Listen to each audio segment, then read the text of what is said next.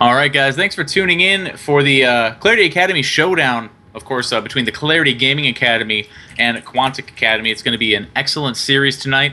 We've got an all-star cast, so to speak, for the Clarity Academy and the Quantic Academy. And of course, bringing you all of the action this evening will be myself and my co-caster Zombie Grub, as well as our excellent observer Curran, whom you can follow on Twitter at CurranTV, because he really does all the hard work, and it's awesome to have him here.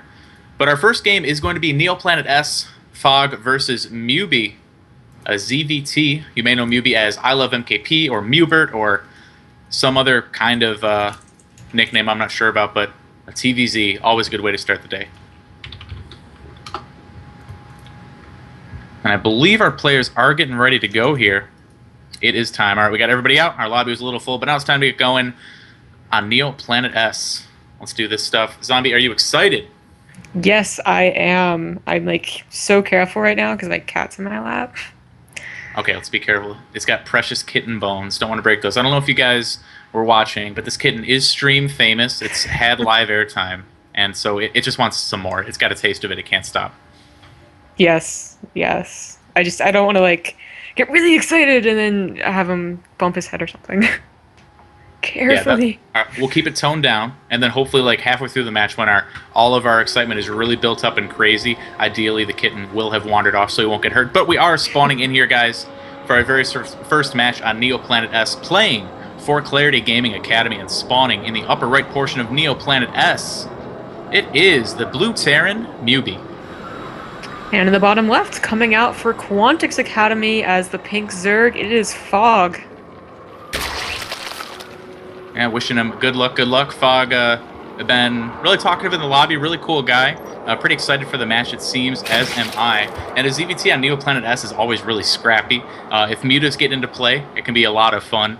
And just in general, it's one of the smaller maps. It's kind of easy to get caught up in really big battles and just generally be aggressive, especially Reapers in particular on this map are very common. Right, so I'm definitely expecting a Reaper opening. It's just a very good map for it. Of course, you can get a good scout thanks to as wide, the availability of the dead space around your base. It's not as good as, say, Star Station, but definitely one of the better maps for scouting. Yeah, that's for sure. And, a Reaper investment on this map is always good. There's no reason not to do it, unless, of course, it's just not quite your style. I know recently I was casting the show match between, I think it was IBD and Impulse, and Apocalypse played on this map. And he went... it was either Reactive Reaper or Double Rax Reaper. I think it was Reactive Reaper, but he made like 6 Reapers. He was all about the Reapers on Neo S. Yeah, it was a double reactor, and I remember that game too. Yeah, it actually didn't work out that well. I believe it was TVT.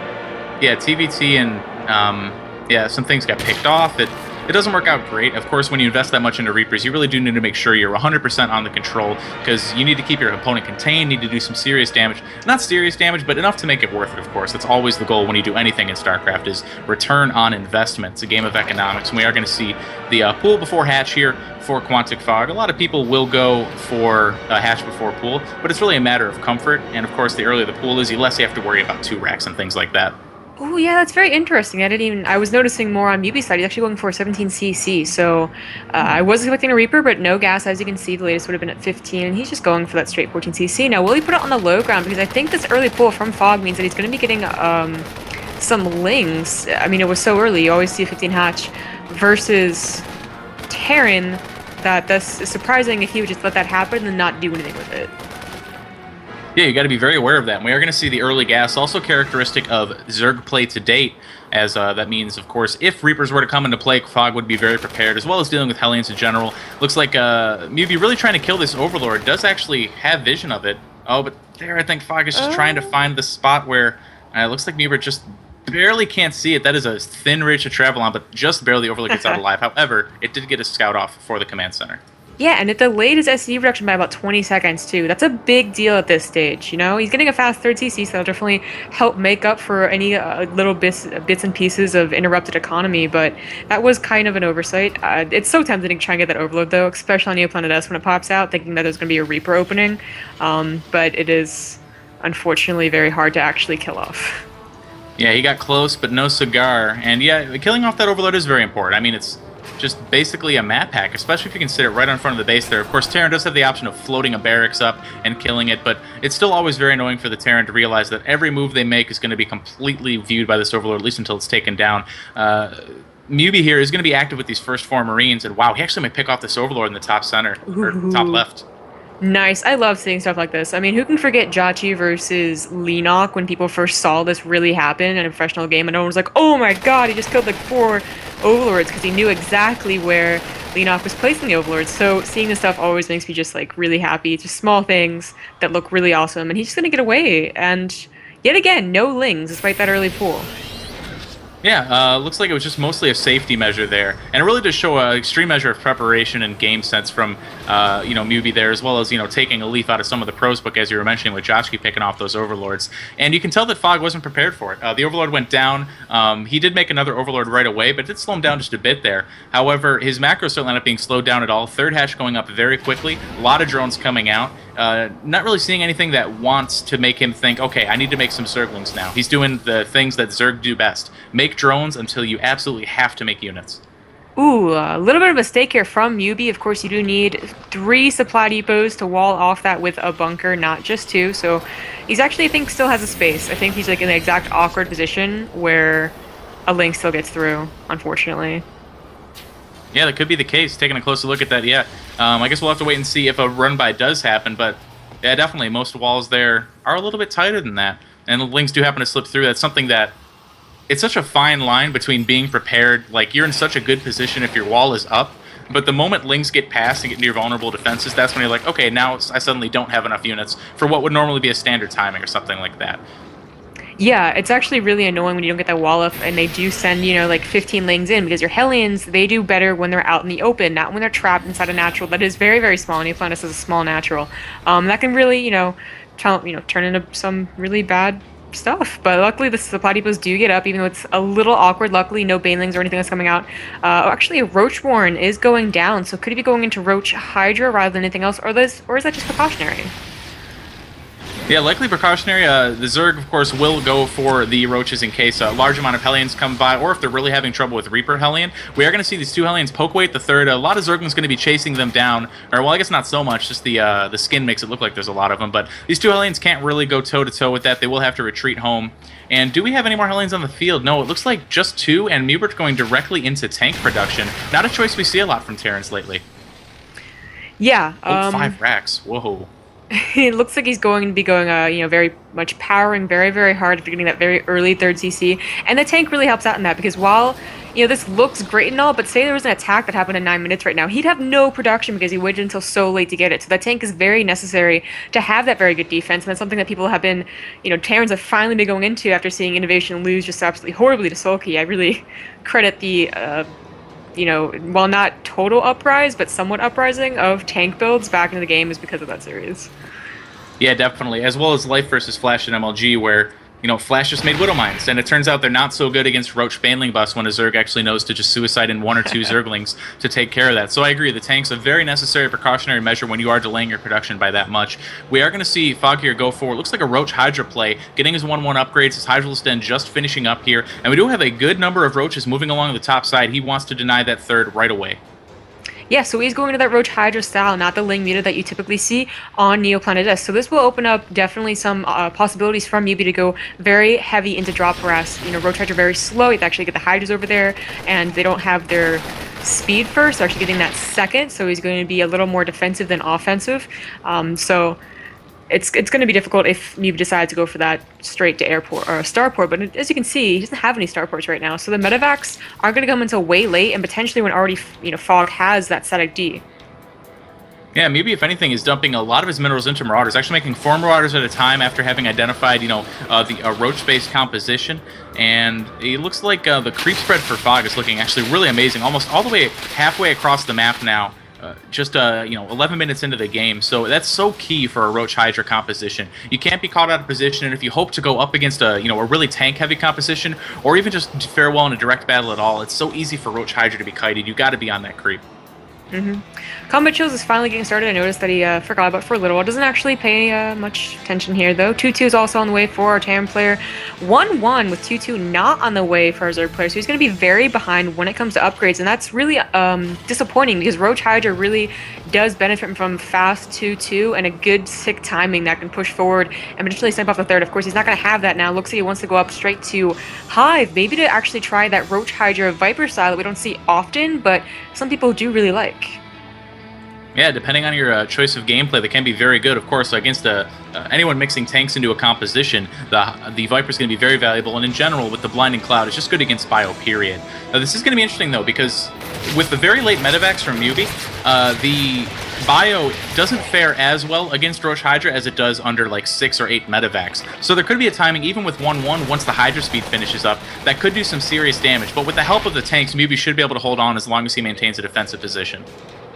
Yeah, and that's a very key point. Usually when you see Roach Hydra, you want to get a massive amount of Medivacs to overpower the DPS that it shoots for. So, usually you see in this type of game like 10 to 15 or even more Medivacs eventually come into this game. And like you said, they're just not here. It's already 13 minutes and he's just now starting Medevac production, not even. So that's very, very late. But as you said, the tanks definitely still very good. Unfortunately, this means that you can't really push out. Medevacs are the timing where Terrans push out, disregarding some timings and whatnot. But Medevacs push out. No Medevacs, you're just sitting at home playing very defensive, letting the Zerg do whatever he wants.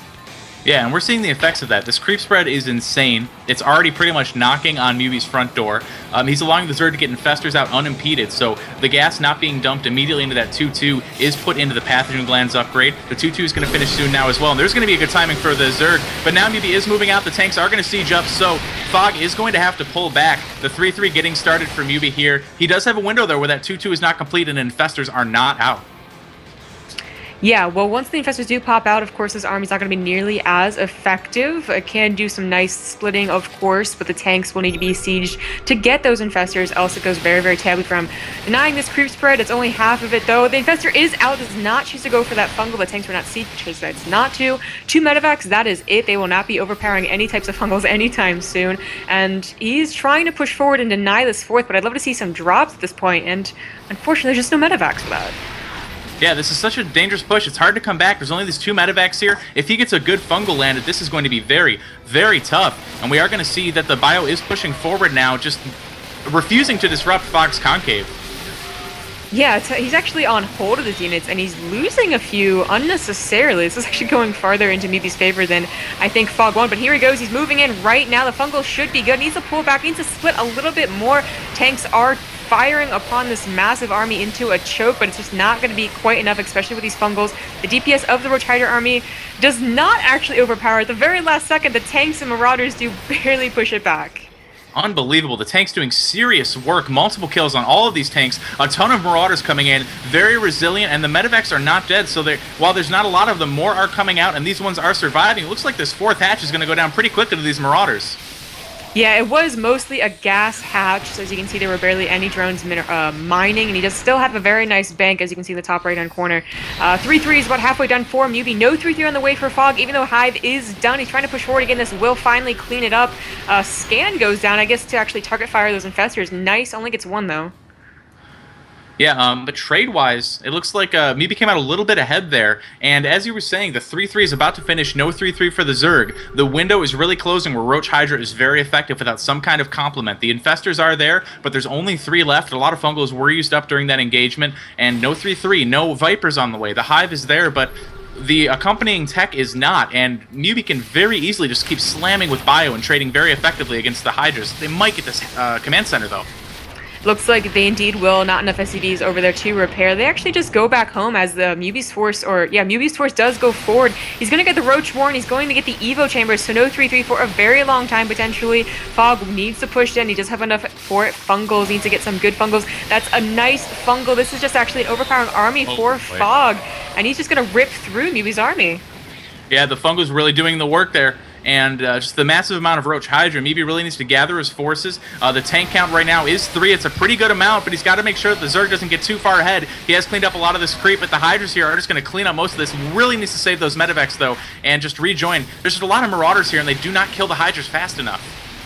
Yeah, Hydras are, of course, glass cannons, but there are just so many of them that they are Well, actually, no. I think Glass Cannon effect is going into right now. The Marauders are out DPSing the Hydras. Nope, not quite, but with some reinforcements, this attack's definitely going to be picked up, or picked off, rather. Of course, Hydra's not so good at retreating, so any engagement that Fog was going to do, he was kind of all in. No, a few do get away. Looks like maybe does not want to continue engaging, and he's just going to back off. Now, unfortunately, Fog took down a fourth, and it's not like Mubi was rolling in money, so he is without a fourth, while Fog is still on 4 bases with a decent bank. Yeah, and Mubi here just barely denying that creep spread from overtaking his fourth. The Hydras and Infestors back at home are very easily maneuverable on this creep, able to really scare away this army. The Marauder-heavy composition soaks up Fungals pretty well, but it's still extra damage. It's still something you have to worry about. But we do have the 3-3 done, still no 3-3 started, so Fog is investing a lot into a push that goes a long way. Oh, a completely whiffed Fungal. Yeah, that was a very nice split by Mubi, but the later Fungals do hit home. No tank siege. There it goes, finally sieging up. Infested Terran's going down. Not the best unit ever since that nerf, even in TVZ before that wasn't too great. Looks like Fog's army does go down. He's still up by about 50 supply, though, and now he's on 5 bases. Mubi, of course, has not been dropping or really been that great at scouting this entire time, so while, usually we see this map being covered with drops to the left, to the right, up into the middle, instead we see Mubi trying to overpower Fog, and it's not working so far. Yeah, and the longer it goes on, the more map control Fog does have. The creep spread just completely owning the left side of the map, and he's pushing in again to the 4th base. He really wants to deny this. There are enough SCVs here to repair, though, and the Bio is going to be able to, looks like, to chase this away. Oh, just barely going to survive. Oh my god, that was really close. He does push back the army of Fog, though. Fog is still only up by 40 supply. Burrow coming into play, so we could see some infested Burrow shenanigans. That would be very, very nice. Fog has a great economy. He's going up to max, and once he's max, Mubi's army is just going to look so small in comparison. Yeah, it really is, and the Roaches and Hydras going to be taking up a lot of space here. Again, it's really hard to trade cost effectively against that Bio under Medivacs, but soon it will just become a numbers game. The last Hydra is just barely going to escape there. But, again, no 3-3. He's just going Roach, Hydra, Infestor, Roach, Hydra, Infestor. But it is working. He is continually denying mining on the 4th, and he's trading pretty darn well, but now it looks like the drops are going to begin. And as long as Mubi can keep enough army to defend his 4th while having drops out on the map, that's where we see Roach, Hydra, Infestor start to be weak. Exactly. I'd love to see some more, double drops, 2 drops off to every single side. And, additionally, checking the middle bases. As we know as observers, there's nothing in there, but I don't think Mubi's been very vigilant about that at all. So he has no idea. And Fog, meanwhile, has been very good at this creep spread, even going over there, something a lot of Zerg players neglect. But he's all over that, and he's attacking once more into Mubi's 4th.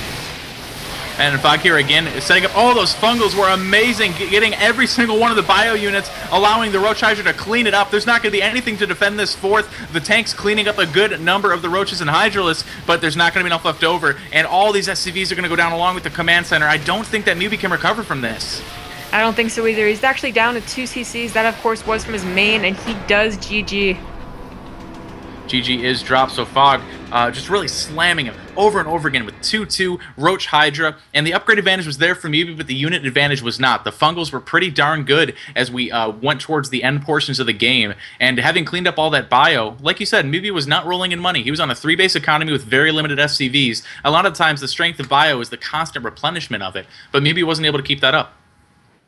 Exactly. Meanwhile, Fog was continuously keeping it up, always remaxing, and having just a bigger army, despite the upgrades being very, very late.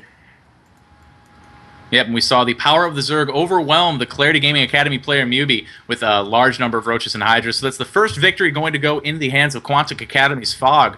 We're going to be back with game number 2 in just a moment to see who Clarity Academy will send out next.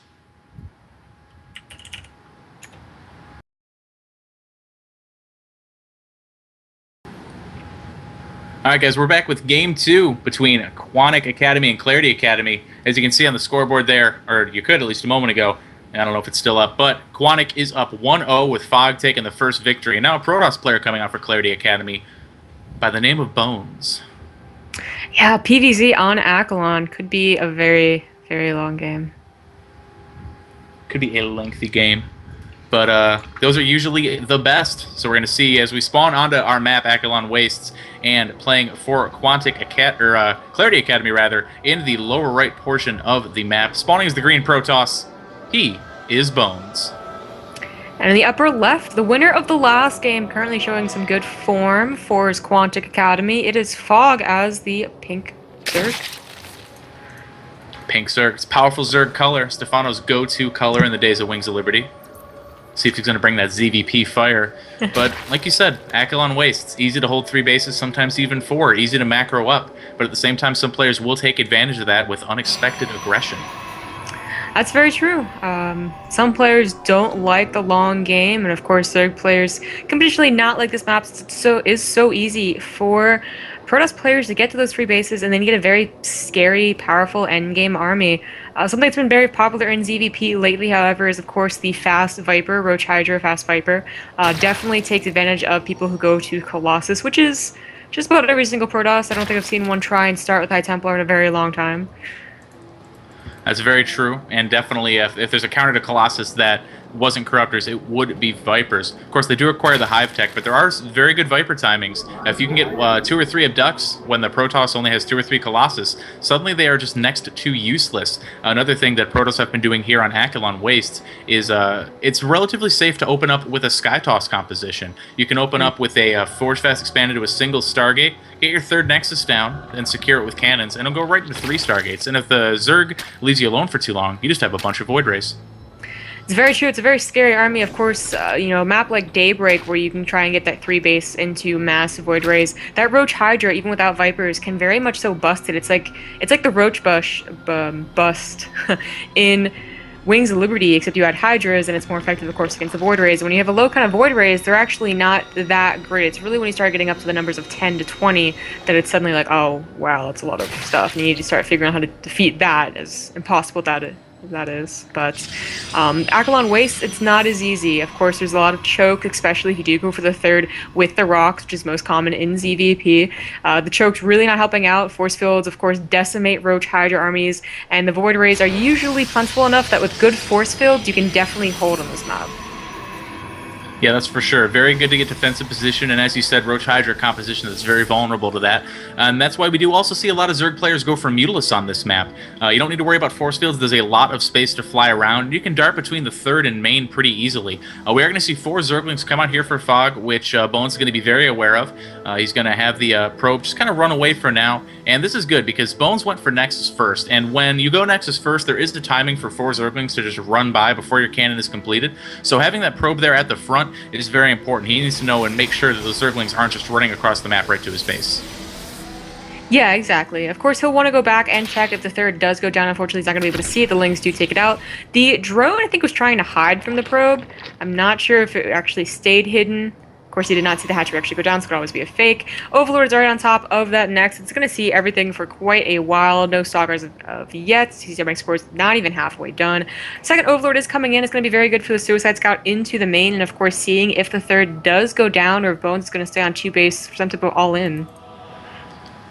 Yeah, and this probe is going to be a very important part of the scouting procedure for Bones. He is going to see that hatch, and generally when a hatch is that far along, the Zerg is not going to cancel it. There are the tails where the Zerg will cancel a 3rd base just to 2 base all in Protoss, but they're very few and far between, and oftentimes it doesn't work out so well. But Bones going to be very comfortable knowing that his opponent is on 3 bases, and he can move this to the mid-game situation.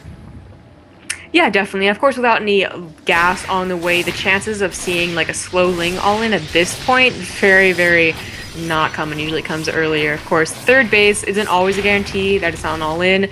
They don't have to cancel it. They can just not drone it up. Just use 300 minerals to do that fake, and sometimes all-ins do work, but we're not going to see that. In fact, we're just going to see what seems to be a very normal macro game. Mothership Core is now just coming out, not favoring that fast Mothership Core that you've been seeing a lot of days, and as such, both players are just really leaving each other to do whatever they want.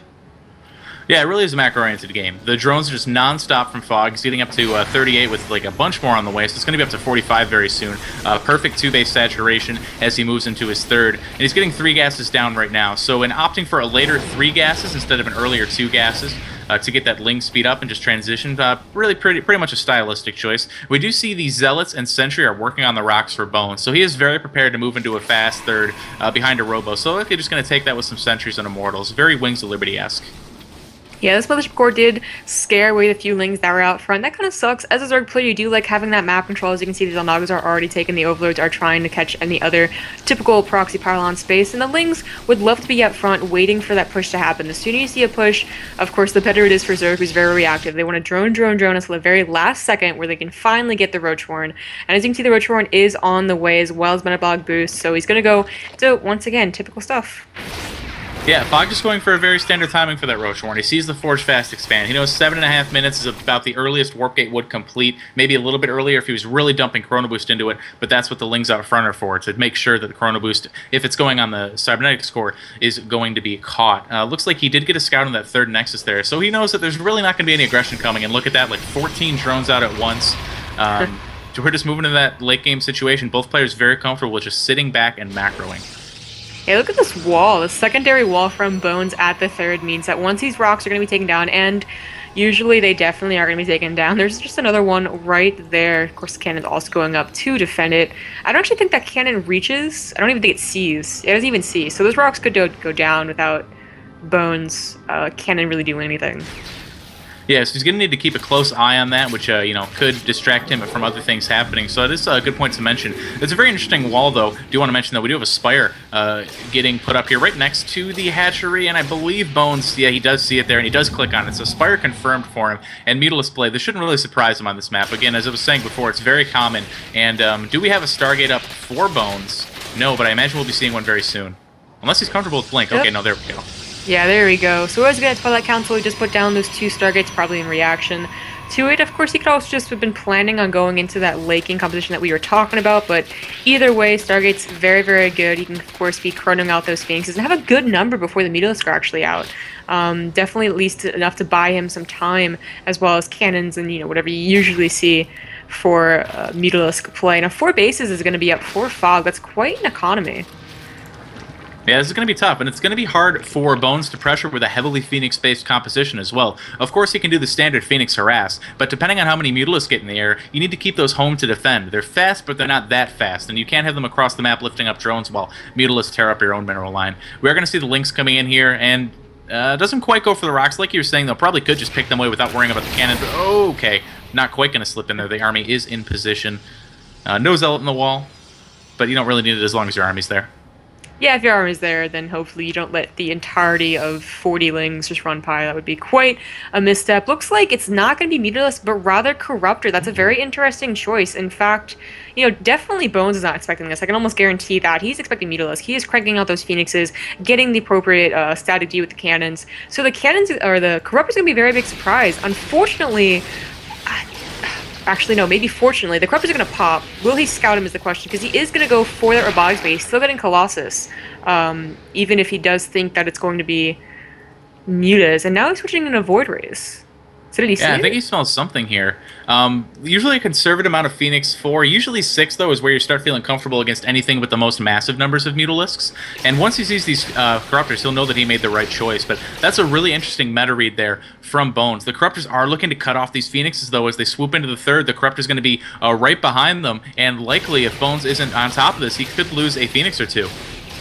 Yeah, he does get the Queen, does not quite lose the Phoenix. It does get out of there, so very nice control. Of course, confirms the Corruptors, which is always nice. He's still going to go into that Colossus. It's already somewhat countered, but with the addition of the Void Rays and their very powerful prismatic alignment, Corruptors aren't that great, especially if they don't target correctly. Whether you target the Colossus first to have your ground enemy do more damage, or target the Void Rays so you don't have them left over, killing your army as it tries to go home is really what, it's up to Fog, pretty much, what he wants to do first. And it looks like what he wants to do is just totally go for it with these Corruptors. He's going to try to focus down the Mothership Core. Does get it. A couple hallucinated Colossi being put in there to try to absorb some damage, but a nice pick, and Corruptors are very resilient. They've got 2 base armor, and they do not take a lot of damage, so he didn't even lose a single Corruptor. That's a pretty bold move from Fog, and it definitely worked out for him. Yeah, of course, as we can see, not many Stalkers on the field. In fact, are there any? There are none. So Sentries just do tickle damage, not the best. In an upward engagement, of course, he's going to activate the Prismatic Alignment. It's going to be very much more effective.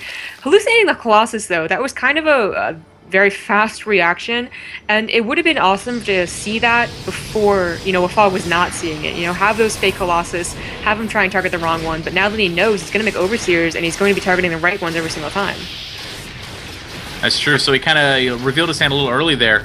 We do see a few Stalkers are being added into this composition now to help deal with the Corruptors. A Blink, of course, was researched a little while ago, so to make that investment worthwhile, you will want to mix the Stalkers in. Thermal Lance about to finish for the Colossus, and we've got level 3 weapons about to finish up pretty soon, too. So with this, Bones should be able to secure his 4th pretty quickly here, just messing up into a Colossus Void Ray composition, which is, well, it's a pretty darn good composition for Protoss nowadays.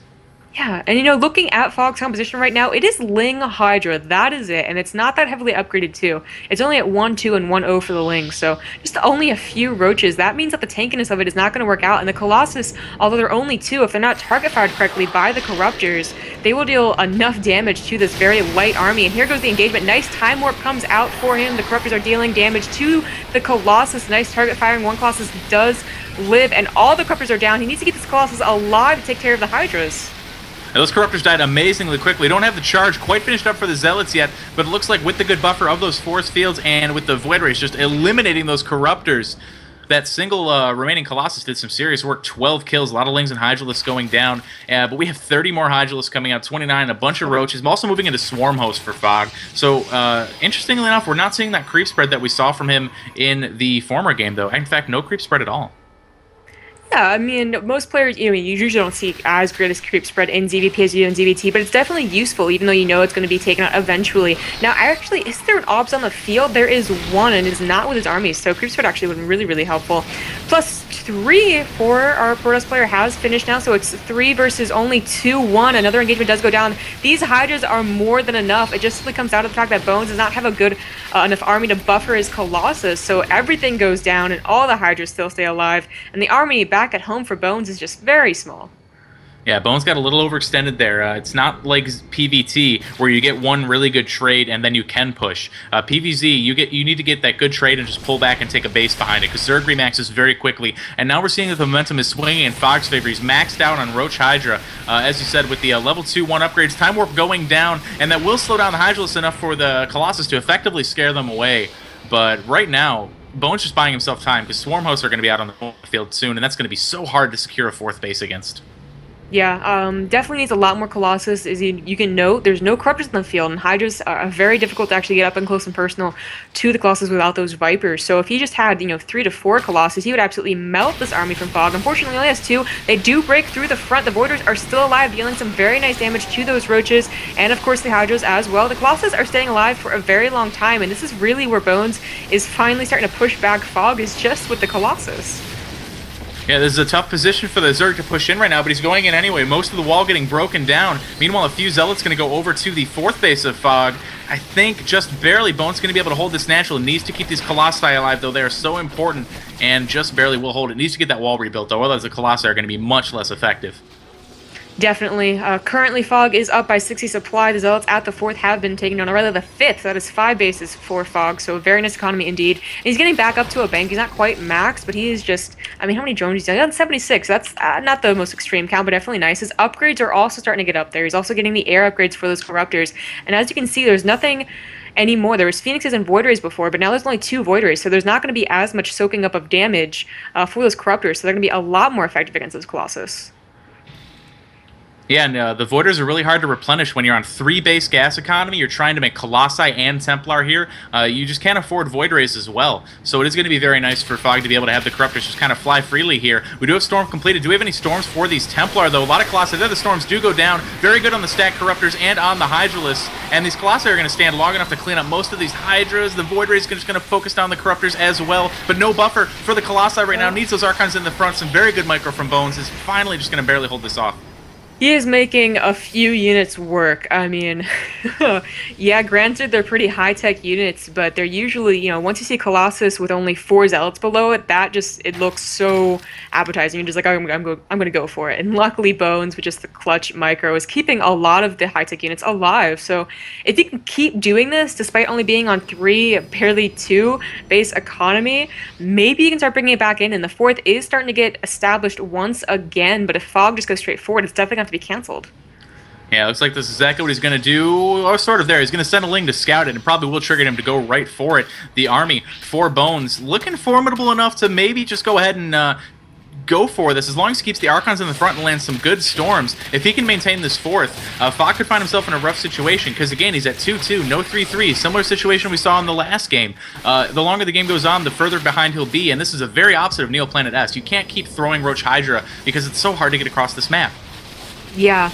The High Templars are going for a storm right now. It is split up, though, and 1-2 go down very unnecessarily. Not the greatest control right there. Does barely take out the Hydralisk, but the fourth, actually, it's not being target fired, so he could potentially save it. No, it is going to go down. Needs to cancel. Needs to save those minerals. Oh, it does not. Instead, tries to warp and a few zealots. Does not work. So that's really unfortunate, because at this point right now, he needs a 4-base gas intake, or he's just going to fall way behind. And the Warp Prism in the main base did next to nothing. Yeah, the Bones looks like he's warping in a few zealots in the main of Fog. The Warp Prism did get picked off by a Corruptor there. Trying to go for the Spire, not quite going to be able to get it, so it looks like that might have been where his focus was. A couple Hydras getting thrown away unnecessarily. Definitely going to help Bones, but still a lot of Roach Hydra behind this. A few Corruptors here as well. Only one Void Ray, 2 Colossus standing, but a good number of Storms and a lot of Templar. However, Fog is prepared. There's the splits, but not good enough against these Storms. Huge damage, and Bones should be able to clean this up very nicely. Yeah, that was definitely a questionable maneuver there from Fog. I think he should have looked ahead and said, okay, I cannot take out with as many storms as he does have and all those zealots buffering for all those high-tech units. So if he keeps on doing this, Fog, that is, he will start lagging behind. He has a great economy, but his composition just isn't working anymore. Like, the Corruptors aren't taking down the Colossus fast enough, and now the Storms are in it too, so that's another AoE that he just cannot take care of. So this is going to be increasingly more difficult for Fog and easier for Bones. Yeah, we are going to see another trade go down. Is the pretty good concave for the Roach Hydra here. The Roach is taking a lot of punishment. The Colossus getting focused on very quickly by the Corruptors, but the ground army is what's going to survive now as it slowly starts getting thinned out. And the Ark is actually doing huge damage to these Corruptors, so they need to back off as well. We are seeing 3-3 on the way for Fog, as well as a Greater Spire. Very interesting choice, because he knows there's 2 Stargates that are producing Void Rays, and Broodlord's so immobile on such a large map, it's going to be really hard. I'm just imagining that Fog doesn't want to be aggressive after the Broodlords get out, wants to kind of take a 5th and a 6th after that. Yeah. We can see that Bones is now starting to mix in more Immortals, knowing that his Colossus have been effectively countered by the amount of Corruptors. Even though they're very, very low, you could probably take those out and then go back into Colossus production. Dark Shrine is also on the way, so it's going to definitely help out his harassment options. As you can see, Fog is trying to get a 6th right now. Definitely does not want that to happen. Luckily, Bones' 4th is up, and he's starting to have that very nice gas economy. As you said, Broodlords are on the way, but they're just not that great against Void Rays in any number.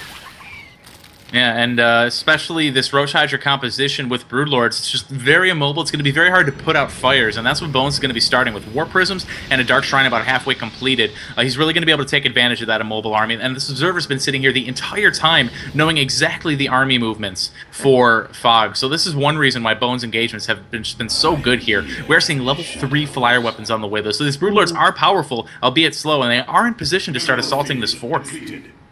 Yes, they are. Now, this is a very good arc for Fog. The storms are going to be nearly as effective, but, he has a lot of storms, at least 5, I believe. I may be using some with sentries, but a lot, and definitely enough to do a lot of damage. Roach is being burned. That's weird. I guess that's good scouting. Now, the DT Shrine finishing does mean that he can warp in some dark DTs and get free kills, as there's no Observer on the field. Yeah, that's true, but the engagement can happen before that can go down here. Storm's going down, the Zealots charging forward to deal with the Hydralisks and Roaches. The Voiders, meanwhile, at a great angle to focus down the Broodlords if they do start target firing, but it looks like everything's going to go down. There's not going to be able to be a good retreat here for Fog, and that was losing these Broodlords. It's just it's a composition that I really don't agree with right now.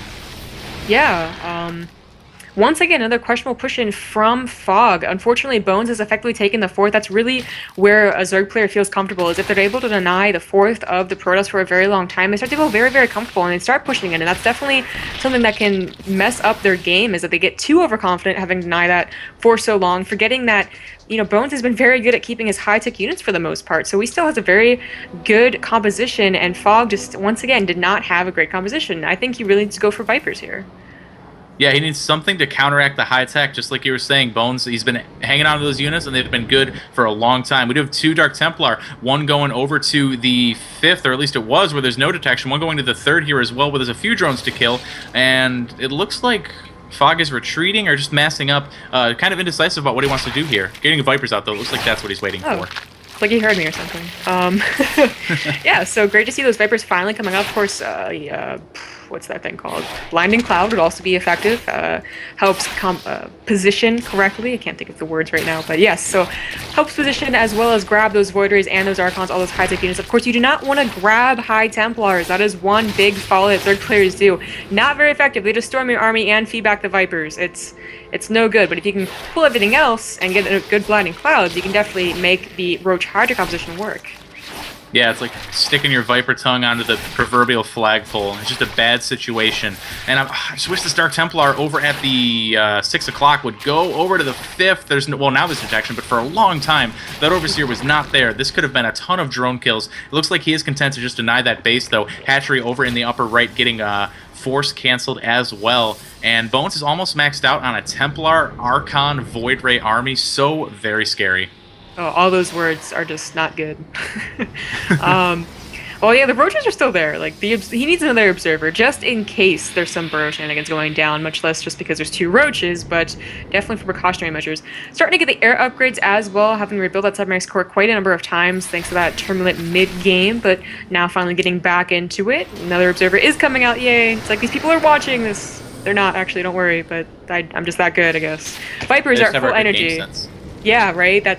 Yeah, Masters Terran, so, Vipers are out. They pull the fake Archons. I love seeing this from Protoss players. Faking the hallucinations and letting the Vipers waste energy like that is always great.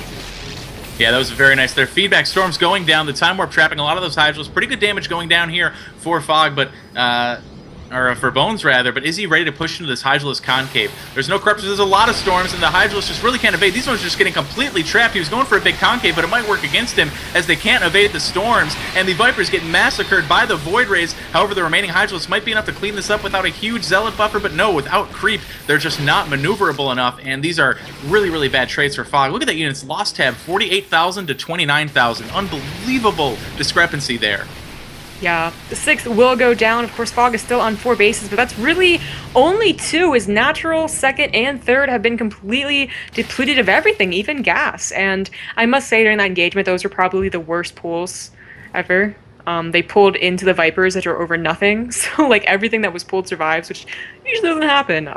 We finally do see that Swarm Host switch. I remember like 10 minutes ago we mentioned that he was getting the Locust upgrade, and just now he's going into it. That actually was probably something he should have done earlier. Rather than Vipers, a lot of Swarm Hosts and contain on 3 bases. Instead, Bones did get his 4th, now getting a 5th, and he is just looking better and better. Yeah, this is what I would have liked much earlier. Like, this composition right here, it's terrible against Swarm Hosts. Colossi are not being remade. The Swarm Hosts can just, the Locusts just tear up everything that's on the ground and be really bad trades, which is what Fog needs. He needs to start trading well because the losses are almost doubling in favor of his opponent. Now, we do have a lot of Swarm Hosts out, and if Bones isn't aggressive, you know, he has a timing where his opponent does not have the right tech choice, but he's moving out right now. I'm not sure if it's too late, though. We have, let's see, 8 Swarm Hosts on the field. They just need to get burrowed and in position. And the army's moving out. This might actually work out very well for Bones.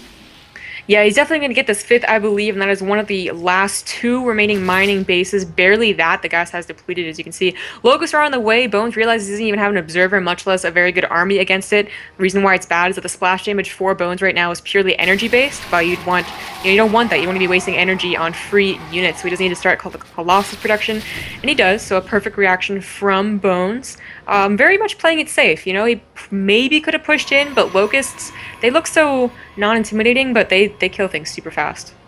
Yeah, they're just like really tiny free Hydralisks, and it's so hard to go against them. This is a pretty bold nexus here for Bones right now, with right near the Swarm Host and army positioning. Very unlikely it's going to survive much longer. The Swarm Host trailing behind the army here. No observers on the map at all. There's second Robo going down for Bones, but it's going to be a little while because he wants to focus on this Colossus production. A second Colossus queued up behind this one, so the observer's not going to be there for a while. So Bones can hold off some engagements, but he really can't push until he gets that observer. And with all these overseers on the field because of the DTs, it has a high chance of being picked off. Yeah, this is really starting to get a little bit scary for Bones. The composition is finally getting very, very good for Fog. Of course, it's still mostly Hydralisk, so good storms, and if he can find where the Locust or the Swarm Hosts are, he can storm that too, even without the observers, and he does not quite get it. Still storming the Hydralisk army. The Locusts do pop, and he's too scared of that. Does pull back, but not too terrible of engagement for either player. Yeah, not the worst. Just kind of posturing here, holding some ground, not going to let the other get another base up. But as you were saying before, the economy for Fog is just not where it needs to be. He's really down to 2 mining bases here. Continual harass over at that 4th base, but the Zealots do get cleaned up. And now the Locust is starting to hit on Bones' 5th base here, which is one of his 2 remaining mining bases. Yeah, it's very true. They're really both down to 2 mining bases. Unfortunately for Fog, Bones still has the gas. Well, Fog's only down to 1 base gas. That is it. That is 6 guys on gas. That's not a whole lot, and he is just completely starved for it. He's going to have a lot of minerals and just maybe be able to photo things. I don't know. Coming in from the back, Bones is, and he's going to get all the Swarm Host before anything else, and that just leaves Roach Hydra, which is not scary at all. Yeah, this could be the game-ending engagement here. Feedback's taking down the Overseers. He can even mix DTs in here if he wants to, but he doesn't need to, as the rest of the Hydralists do get cleaned up, and Bones should just really push here. This is a beautiful army. He knows that he's taken out all the Swarmos, all the Hydras, very expensive units when you've been containing your opponent on 4 or 5 bases for the longest time, and Bones is aware. He's going to push for it now, and with 52 links coming out, it's something, but I don't think it's enough with these 2 Colossi here. No, I mean, a lot of Bones' army is good against Lings with the splash, and just, Lings don't hit the Void Rays, so pulls do go down, as well as Blinding Clouds, which are helping out the Lings, but not helping out the Lings, or helping out the Zealots, really. The Hydralists are not able to take down the Colossus, even that last one surviving just barely. Vipers look scary, but they need something underneath that's equally as scary, and Lings and Hydras just are not. Yeah, those were some pretty clutch pulls. Looks like the Colossi now will just finally be taken out, but not before we're getting very good trades. And with Fog down to 70 supply, the GG is going to be dropped, and Bones is going to tie this up 1-1 for Clarity Gaming Academy, taking down Quantic's first player. Yeah, so it's currently 1-1. Bones could do it. He was cheered on by his teammates in the chat, and that was just some very clutch holds repeatedly, too. It looked like it was going to just barely push forward into Bones' favor, and then it pushed back and then forward, and Bones able to just keep it alive. Yeah, Fog with that same style we saw in NeoS, where he just threw relatively powerful Roach Hydra armies again and again, and he was getting good trades, but again, the longer the game goes on, the longer those high-tech units survive, and Bones is able to get a more key composition up, the worse those trades get. It might work on Neoplanet S, but Akilon Waste is definitely a different ball game. So we are going to see it tied up here. Bones is going to be up at bat for Clarity Gaming Academy, while Quantic chooses their next player and the next map. Guys, thanks so much for tuning in. I'm glad to see we just broke 200 viewers. If you're enjoying everything, spread the word, tweet about it. We want to get a lot of people here because these are some really good matches. And I do want to give a shout out to our excellent observer and streamer, Curran. You can follow him on Twitter at CurranTV, as well as our terrific graphics designer for Clarity Gaming, Insidia. Follow him on Twitter at CInsidia. It's INSIDIA. And well, they definitely appreciate the love. We'll be back in just a few moments, guys, with game number 3.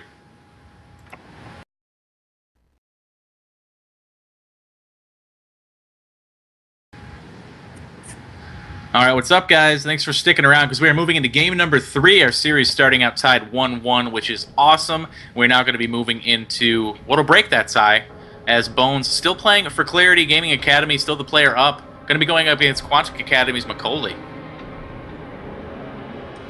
And a PVT, so we can both be happy. Exactly. It's all about that mutual happiness. Guys, spawning in the lower right, the map is going to be Belshir Vestige. The victor of the last match, Green Protoss, looking to put Clarity Gaming in the lead. He is Bones. And in the upper left, a Terran player now coming out for Quantic Academy. It's the purple Terran, Macaulay. And I'm not ashamed to say that we did have to ask for the pronunciation of his name prior to the start of this game. And I'm glad we're able to get it right, because the last thing I want to do is butcher that sort of thing. Should be good to go. But yeah, PVT, Belshir Vestige. Actually, I haven't played or seen a PVT on here in a while. It seems I'm always seeing Zergs on this map, and always talking about how much I really genuinely despise mutilating.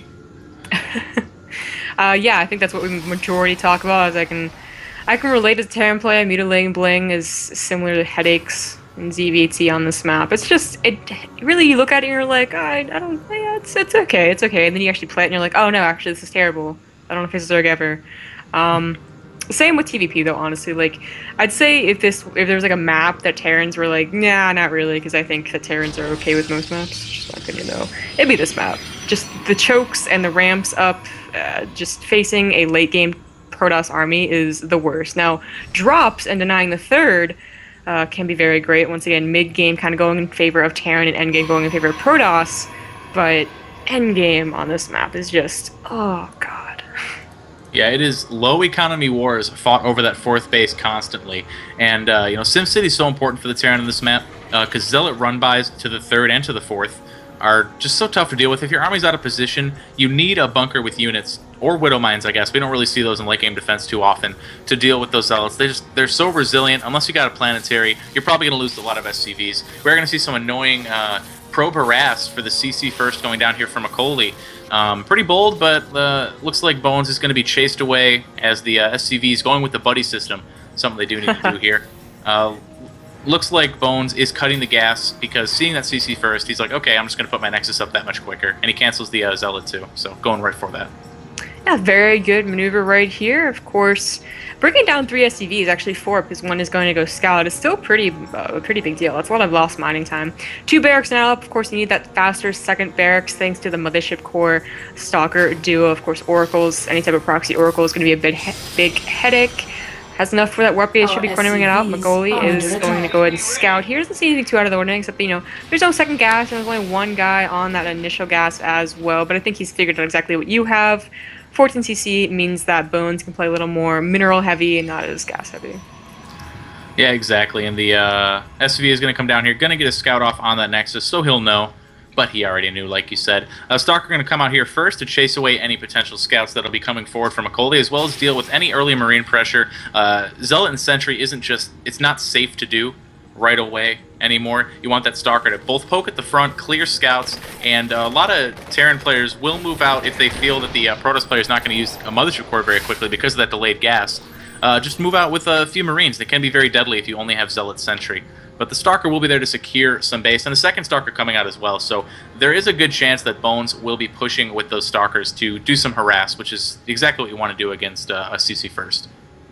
Yeah, just 2 Stalkers at the front always makes the Terran feel a little uneasy. Of course, you can't poke out. You can't even get an SCV out to confirm anything else because the Stalkers will, of course, catch it. And you just don't know what's up behind it. It's always an uneasy feeling. Once again, Bones not going for that early Mothership Core. That's something we'll be seeing a lot more in PvT and PvZ, but Bones is not really favoring it. Just, getting at a fairly normal time after his second Nexus is already done.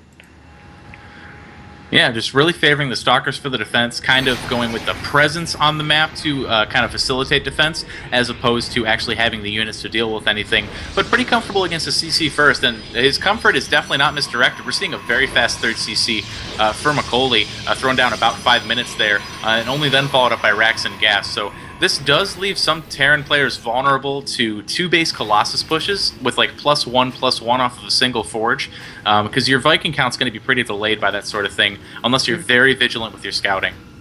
Exactly, that's a very good point. The bunker was also kind of delayed. You definitely could have brought up those 2 Stalkers and maybe an early Mothership Core and gotten a little bit of damage done. It's always annoying. But just going into a regular game so far, of course, you'll want to be able to see that command center. You just actually go with his Mothership Core and scout it, but it's always a risky thing to go out on the map with your Mothership Core at any point in the game, much less at 7 minutes. There's definitely going to be some Marines that have some map presence. But the sooner the Observer gets over there and he knows how greedy Macaulay is being, the better it's going to be for Bones. Yeah, he can make a decision based off of that, because uninformed decisions can really come back to bite you in the mid to late game if you're either not expecting a push and it hits you, or you're kind of over-prepared and you just find yourself behind an economy. We are going to see the Observer just now popping out for Bones, so he will be able to get that scout off, but the later that third CC information comes, the more beneficial it's going to be for Macaulay, because if Bones had seen that third CC by now, he would have already planned, okay, I'm going to throw down my robotics bay right away, or I'm just going to start getting just a few gateway units are going to late game getting a Nexus, or like he's doing now, getting 2 forges. Yeah, very key thing here is that Bones waited to plant those 2 down where they are once Macaulay's scan ended. So very, very nice play from Bones. Macaulay's kind of still in the dark. Yeah, you see a robe, but that doesn't always guarantee it's going to be followed up by Colossus. As we see, it's not. So definitely some good stuff coming out from Bones. Macaulay taking a very early third. I mean, it's not as early as putting it down there, which is always very risky, but 840... That's still pretty early. You usually see it around 10 minutes. Nice scan, gets the Observer, I think, before it sees the third as well, and I don't believe it even saw it when it was landed. No, he has no idea. Yeah, this is going to be, it could be really unfortunate for Bones, because the Phoenix is going to swoop in now but the CC is gone. That key scanned by McCauley got rid of that observer, like you mentioned. And wow, this Phoenix might possibly coincide now. There's no way McCauley's going to let that get by. The Marines getting in position, and nope, he's not going to see this third. But there we go. Okay, this Phoenix will see it. And Bones knew something was up. There was too much denial. Yeah, plus the factory, those timings over there just look a little bit too late and stuff like that. So he only got one engineering bay, so it's not the latest medevacs you can get. Sometimes you see them go fast 3C, fast 2 engineering bays, and then go up to like 2 extra barracks and stuff like that. Some very greedy stuff. But regular or kind of regular medevac timing going to be coming out here around 11 minutes should be. Marine just scouting for proxy pylons. I like this little addition here. And he will put a reactor on that factory, so he's definitely looking to put some Hellbats, despite them being called water bats now. Like, who came up with that? He's still going to include them in the composition. Maybe even get Blue Flame. You do need a second factory or a tech lab, but definitely could be something he could do. Yeah, with that Blue Flame, they'll be just as dangerous as they were before. And we do have the third Nexus is coming down here for Bones, which actually that Scouting Marine is going to see. So that's a very nice scout there for McCauley. He's also going to see the Army composition, which is good too. Just a very small amount of gateway units. So he knows this medevac timing is going to be so hard for Bones to deal with because we don't have any splash out. It's just pure gateway units. 1-1 is going to be completed. Never mind. Here we go. The Colossus is out just in time, as most Protosses go for, to deal with the medevac push, but the third is so far from the natural that McCauley can still be seriously annoying. Yeah, this is really where Terran is going to shine right now. They can attack the third and then drop in the main, and it's very difficult for a Protoss player to split up appropriately. Yeah, you do have that mothership core, but it doesn't always take out the army fast enough on either side, either the third or the main, so it can be very difficult. McCauley playing it very safe. He's actually pulling away from the Zalaga. He's just kind of positioning where Bones can't see him. I really would like him just to push and really start being aggressive while the number of gateway units is very low for Bones. Yeah, the longer he waits, the more possible there's going to be a second Colossus. The range is going to be done. That more upgrades are going to be done. And as you said, that is where Terran is scary. When you've got those medevacs, you've got that mobility against a limited number of Protoss units. But the longer he waits, the better composition is going to be up. However, McCauley looks like he was just saving up for a Doom drop as 3 medevacs loading up here. Not quite a Doom drop, but at least I don't know, nuclear bombs, something hitting a large population center, such as the main base of Bones. Yes, it is still pretty big, especially at this point in the game. This is the first drop, and it's going to be 3, so it can count as a Doom drop, I think. It's going to do a lot of damage anyways. The mothership core is not even in the main base, so the cannon's going to be so late. Looks like he did spot it somehow, or had some recognition. I'm not sure what he saw, but he knows it was coming, and now he's going to go forward and try and no. Okay, you gotta move. Oh, okay, his third's being attacked too. And he's trying to deal with both sides. The Colossus could be sniped here. Did not bring an appropriate amount of units. No, he does push back. No, he does go forward. Nope, just pushing back. All right, that was actually really well done by Bones on both sides. Yeah, it was interesting because McCauley took a chance here. Oh, the Colossus just barely does go down. I'm still not sure if it was a good trade, though, because all 3 bases still stand. Didn't get a Nexus, got 1 Colossus. I don't really like it for the Terran. He lost a lot of army. Yeah. And the thing about that is it's a huge investment, and if the Protoss isn't prepared, yeah, you're going to do a lot of damage. But it's so hard for Terran to micro on 2 fronts like that, especially if the Protoss has a good army split. That's why a lot of the times late game, Protoss will warp prism while they're attacking. Because if the Terran's attention is not on the main army, you're just not going to get a good engagement. You need that micro. So double-edged attacks are a double-edged sword for the Terran. Yeah, second drop will do a lot more than the first, I believe. Could possibly also get a second Colossus. So there's only 1 right here. No, he decides not to. Just gets a pylon. There he goes. Goes in, tries to snipe. It looks like he will, in fact, get it. Tries to force it, but that's way too late. Gets out with the majority of the units. So that second drop, definitely a lot better than the initial one. And, back in that point, Bones did very, very well against that very frightening situation. And he's going to do continuously very well. I mean, he lost 2 Colossus to the drop, so that was for a lot of units. The economy for both players is still very good. The protection is still very good for both players. The upgrade's also going to be, well, actually a lot more in favor of Bones, but it's just, that could have been so terrible for Bones. I mean, this could be already game over if he didn't split absolutely perfectly. Yeah, it was definitely very well handled by the Protoss player. Did lose about 20 workers in those drops, though. However, he is catching up. A few SCVs behind the Terran, or probes, rather, I guess. But, of course, that's good for McCauley. He's got the mules to even, increase that lead. We have the Ghost Academy up as well for McCauley, so he's prepared for the Ghost transition. Right now, Bones deciding to dump his gas into 3-3 rather than going straight for Templar. So he's looking for a big 3-3 timing. And 3-3 while the Terran has 2-2 can be very strong, especially since, okay, now we're just seeing Vikings on the field. 4 Vikings at a time, actually. So he will be prepared for the Colossi. I'm looking for Magola's army, and it's once again in Medivacs off to the right side. Bones definitely needs to put his observer just a little to the right because this is going to hurt once again, and his army is going back for it. How does he keep am I missing something? How does he keep seeing that? Oh, that observer is there somewhere. Yeah, the observer's over on the right. It must be catching a little bit. Oh, there it is. It's on the minerals. Okay. I was like, this is just... How does he do that? Thanks, Garen. A lot of magic there with that observer, but we're going to see the drop in the main doing a lot of damage. So hard to engage properly. Doesn't want to lose more Colossi. Does not have the buffer, and wow, Bones just going to GG right there. The pressure at 3 fronts for Magoli was just too much. Yeah, it was 3 fronts. I think the third was going to go down, and with that, he decided he could not be able to work with it. And, you know, was it questionable to go for that 3-3 rather than the faster High Templars? Because the High Templars would have been a lot better at denying those drops. Yeah, well, Bones did have Blink, and I guess just not enough Stalkers, because he was, you know, spending the gas on the Colossi and the 3-3, so his Stalker count was pretty low. And when you go mostly Zealot heavy, it is really hard to defend those multiple fronts. I just don't know if because yeah, of course the Templar are good for feedback in the Medivacs, but usually you can rely on Blink as well. I think Magoli just, his macro was too good behind it. He was already maxed out when those drops were hitting. There was just too much army for Bones to effectively split his smaller army. Yeah. Either way, it was impressive. You know, Bones held off the first attack very, very well. You know, better than I expected, but just could not keep later on. And Magoli shows that he's got quite a talent for PvT. Yeah, we'll see if he's able to take advantage of that in these upcoming matches here. As we'll see who our next player for Clarity Gaming is in just a moment, as well as our next map. But the current score 2-1 in favor of Quantic Academy, as Bones is knocked out. Magoli will stay on to play the next player, and we'll be back in just a moment.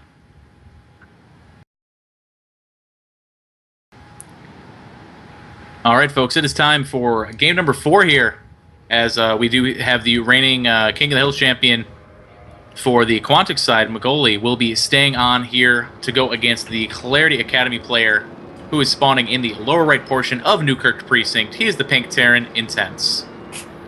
And in the bottom left as the purple Terran, so good old-fashioned TVT, it's going to be Quantic's Magoli, showing some very good drop attacks last game.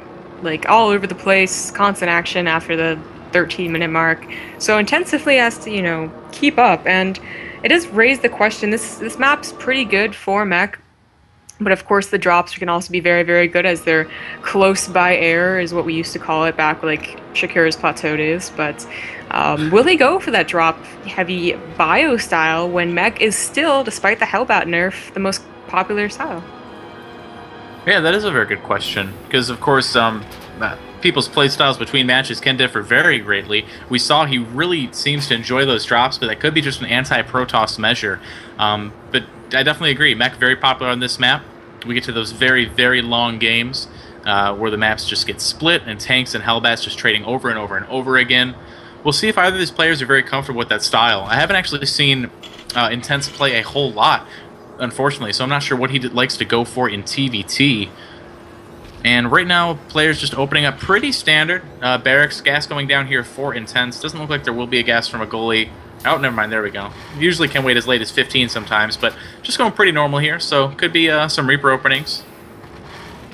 Yeah, I think so. Well, you can also either go for it. With the 13 gas, it's usually Reaper or Hellions with that fast reactor on one base. Now, what's also been becoming more popular with the buff of Banshees is, hey, Banshees. So definitely a lot more popular. It actually pretty much counters 1 base to 2 base Hellbat drop builds. You do a lot of damage, almost guaranteed, unless they get a blind Viking. So that's something we definitely see. And of course, with the close by air positions, it's always very nice. This is the map where we saw Fantasy just absolutely get demolished in TVT with the proxy. So I'm hoping we're not going to see any proxies these days. And the factory is nowhere near being put down as of yet, so I have to wait and see. Yeah, proxies can rob us of some otherwise pretty epic games, but it doesn't mean they don't have their place. We do see the Reaper coming out now for Intense. The gas is getting saved up here. Looks to be for just a factory right away from a goalie. And ideally for Intense, his Reaper will be able to get in here and scout that, and then he can make his decision accordingly. Yeah, so it looks like it's going to be exactly what I was saying. You know, one person goes to the Reaper, the other person goes to the faster factory for the faster Hellions. Both the most popular opener so far. Intense going for that CC much faster than Magoli. Magoli, of course, is going to have those Hellions out faster, which, 2 Hellions can actually take down quite a number of Marines. As you can see, Intense is getting Reactor on his barrack, should be following up with the factory, but he's going to have at least a few Marines. They can always still go into mech. We're really not going to know until they put down either an armory or additional factories, of course. Yeah, and the Marines just barely, almost gonna intercept the Reaper. The Reaper barely gets in. Did it see the factory, though? No, it just quite didn't, and it's only 1 Marine shot away from being killed. Oh, waiting for that regen, but he's not gonna get the scout. No, I think it's... Oh, no, he did see it. Actually. Just barely. He did see it, just barely. I mean, okay, wait, hold on, let me check. Let me see it. So he saw... Oh, would that have seen the reactor? I think it would have. So he knows that there's nothing on that factory, which means it's going to be Widow Mines. So that's a very key scout. He could have just been like, oh, I didn't get a great scout, but I'm pretty sure it's going to be Hellions, and he would have been incorrect, unfortunately. So lucky that he did get that scout that he did. Of course, Starport is going to come up for that drop-in capability. Factory is finally on the way for Intense. No bunkers or anything for either player, both just really playing very loose and... freestyling, I guess you could call it, but Magoli with this Widowmine Marine defense is definitely going to stop anything coming up the main ramp, but there's not going to be anything for quite a while.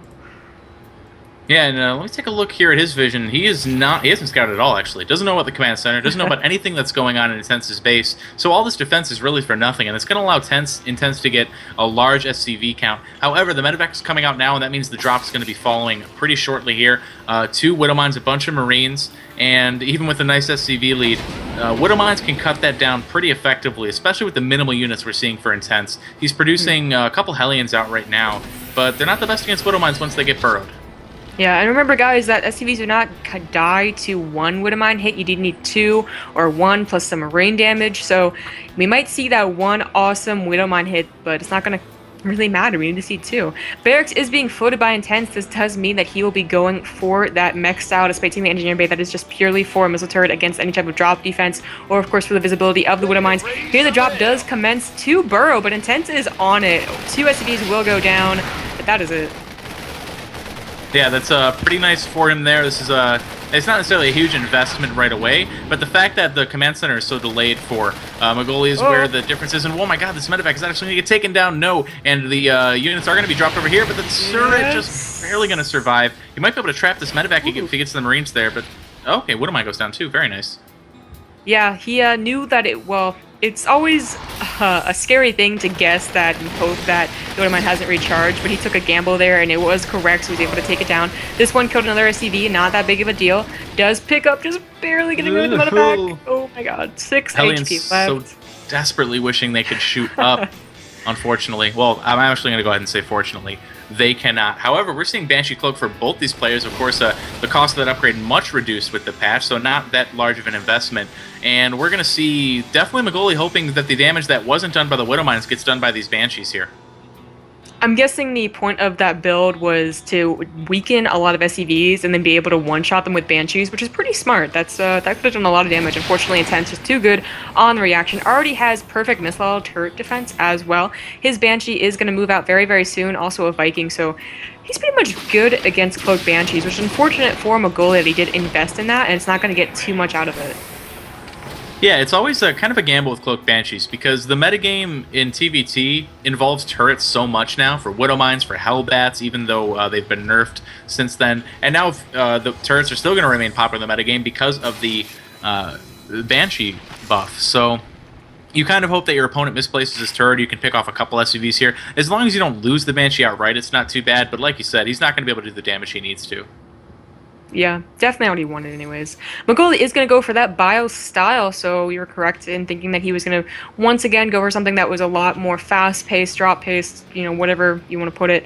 Missile turrets are coming up for Magoli as well. Looks like Intense is going to get a Raven. That's also going to be very useful not only against the Cloaked Banshees for mobile detection, but also for those PDDs against Marauders. Once Magoli figures out that, well, he actually should have, because he saw the barracks floating, so he should start to mix in Marauders or tanks. Anything but pure Marine against mech is usually good.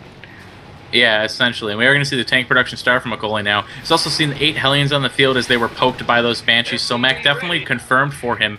as he is going to begin tanks of his own. So he's going to add on a couple more barracks here. The Banshee for Intense going to get into the mineral line now, pick off a couple of units here, trying to bait out that scan. Actually, is there a scan from Magoli? No, so the Banshee has a little bit of time here to just kill some Marines.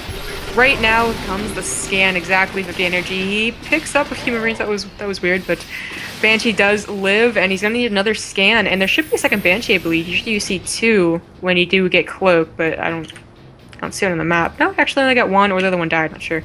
Hellian's not doing too much over in the right-hand corner. Of course, he's not going to be able to bust up that ramp, but he could still be looking for that third, which is now coming down from Magoli. Banshee, I believe, does not see it, so he needs to go over just a little bit to go ahead and see that. Factory's going down for Intense. His third command center is already finished as well, just not landed.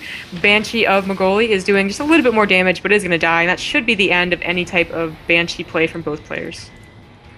The Banshee desperately going to try to escape from this Viking here. Might actually make it across the map for just a little while, as the Banshees do cross paths. Does get a good scout on those number of Hellions, so it's just pure Hellion production now until Intense can get his next factories up, and then he will start to mix in those tanks. And, you know, with this Hellion production, might later get an armory and try to get the Transformation Servos. Hellbat's still very good tanks, so to speak. They have a lot of HP, and they're a really good buffer for sure, especially if you can drop them on top of Marines, if you're looking for something like that. So they do have their place.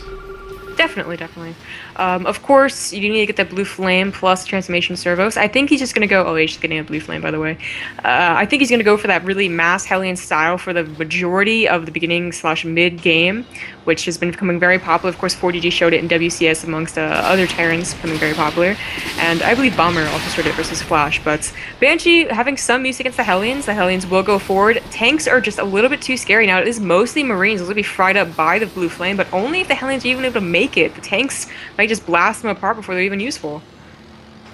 Yeah, I think Intense there was looking for a Seeker missile on one of the siege tanks, the Raven kind of darting forward, but Magoli making sure that his tanks weren't too exposed. The bio is going to move up here. The Aliens could get trapped. Nope, immediately runs away. Are we going to see a Seeker missile? Yes, it does go down on that lone Marine, and he is going to start to split. There we go. Only one Marine going down. Very good save. Yeah, Banshee's once again trying to do some damage. Looks like one will not go down. Very good keeping those alive. He's trying to dart in, get some free Marine kills, and he's doing a very good job. Making Magoli siege up when he's trying to push across the map is always very good. Usually something you see, you know, in TVZ, also in TVT is very effective. Having to unsiege and seize those tanks is just... I mean, you're going for timing, really. You want to attack when you see that your opponent only has Hellions. You don't want to keep stopping. And now it's coming to a time that he's just going to pull back, get that 4th command center, while Intense has already gotten a 4th command center ready and floating over. And it looks like I was correct about that mass Hellion style, because this is just producing like 1 tank and 5 Hellions at a time. Yeah. Jeez, and a lot of turrets, of course, very characteristic of a mech player. You're not going to be able to defend drops, although I guess with a lot of Hellions, you actually might be able to pretty nicely. But in general, you do just want to kind of turret ring your bases. One of the more Brood War-esque things that we do see in StarCraft 2 today. And as you were saying, you don't want to leave this meching player alone. You want to get in there while he's pure Hellion, because your bio is going to do great against that as long as you don't cluster up all your Marines.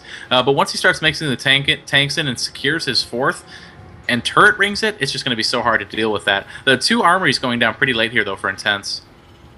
Yeah, so his upgrades are going to be very, very far behind. Of course, the bio player always wants to be up on bases and upgrade, something they can definitely take advantage of. This 4th base might just go down.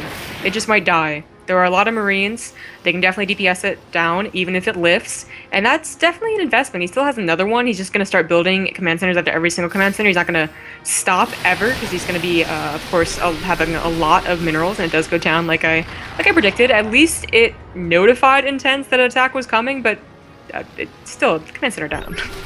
Yeah, very quickly. The Blue Flame is done, but the Marauders in the front, very nicely soaking up a lot of that damage, and a good spread means the Hellions aren't going to be able to engage this very nicely. There's 1 tank adding some fire, but most of the tanks are back defending the 3rd. The Hellions just barely enough going to chase the Marauders away and killed off most of the Marines. But like you said, command center down, which is going to let Magoli feel a little bit more comfortable here. But Intense, he's got a backup command center. He's going to go take this base over at the 5 o'clock. Yeah, he should have, just continual backup command centers. The Hellions, while they do cost only minerals, just do not cost that many minerals. Little task force for Magoli is still there. Not too many drops in this game, not very much so, unlike the last game. But of course, with the turret rings everywhere, it's going to be very difficult to even find an open position. As we can see, Intense is finally starting to move over more to that tank-heavy composition rather than Hellion-heavy. As you can see, if Magoli puts in more Marauders versus Intense's a lot of Hellions, of course Magoli is going to win. So you definitely need to start adding in tanks and getting rid of that Hellion majority-based army. And as we can see, he's also getting transformation servos, so he's really just going to go up into that army that is you usually see, which is Hellbat, tanks, maybe some medevacs, and a lot of Vikings. Yeah, and the nice thing about the transformation service is it allows you that choice. If you really want to go harass with a few Hellions, you can do that while maintaining a strong army. The tank's going to siege up below the base here now, and Intense is going to have to back away from that for a little bit. There's a little bit too many tanks. He's caught a bit out of position, but the air count is definitely in favor of Intense, and if he can get his tanks in good position, he's going to be able to secure this high ground pretty easily.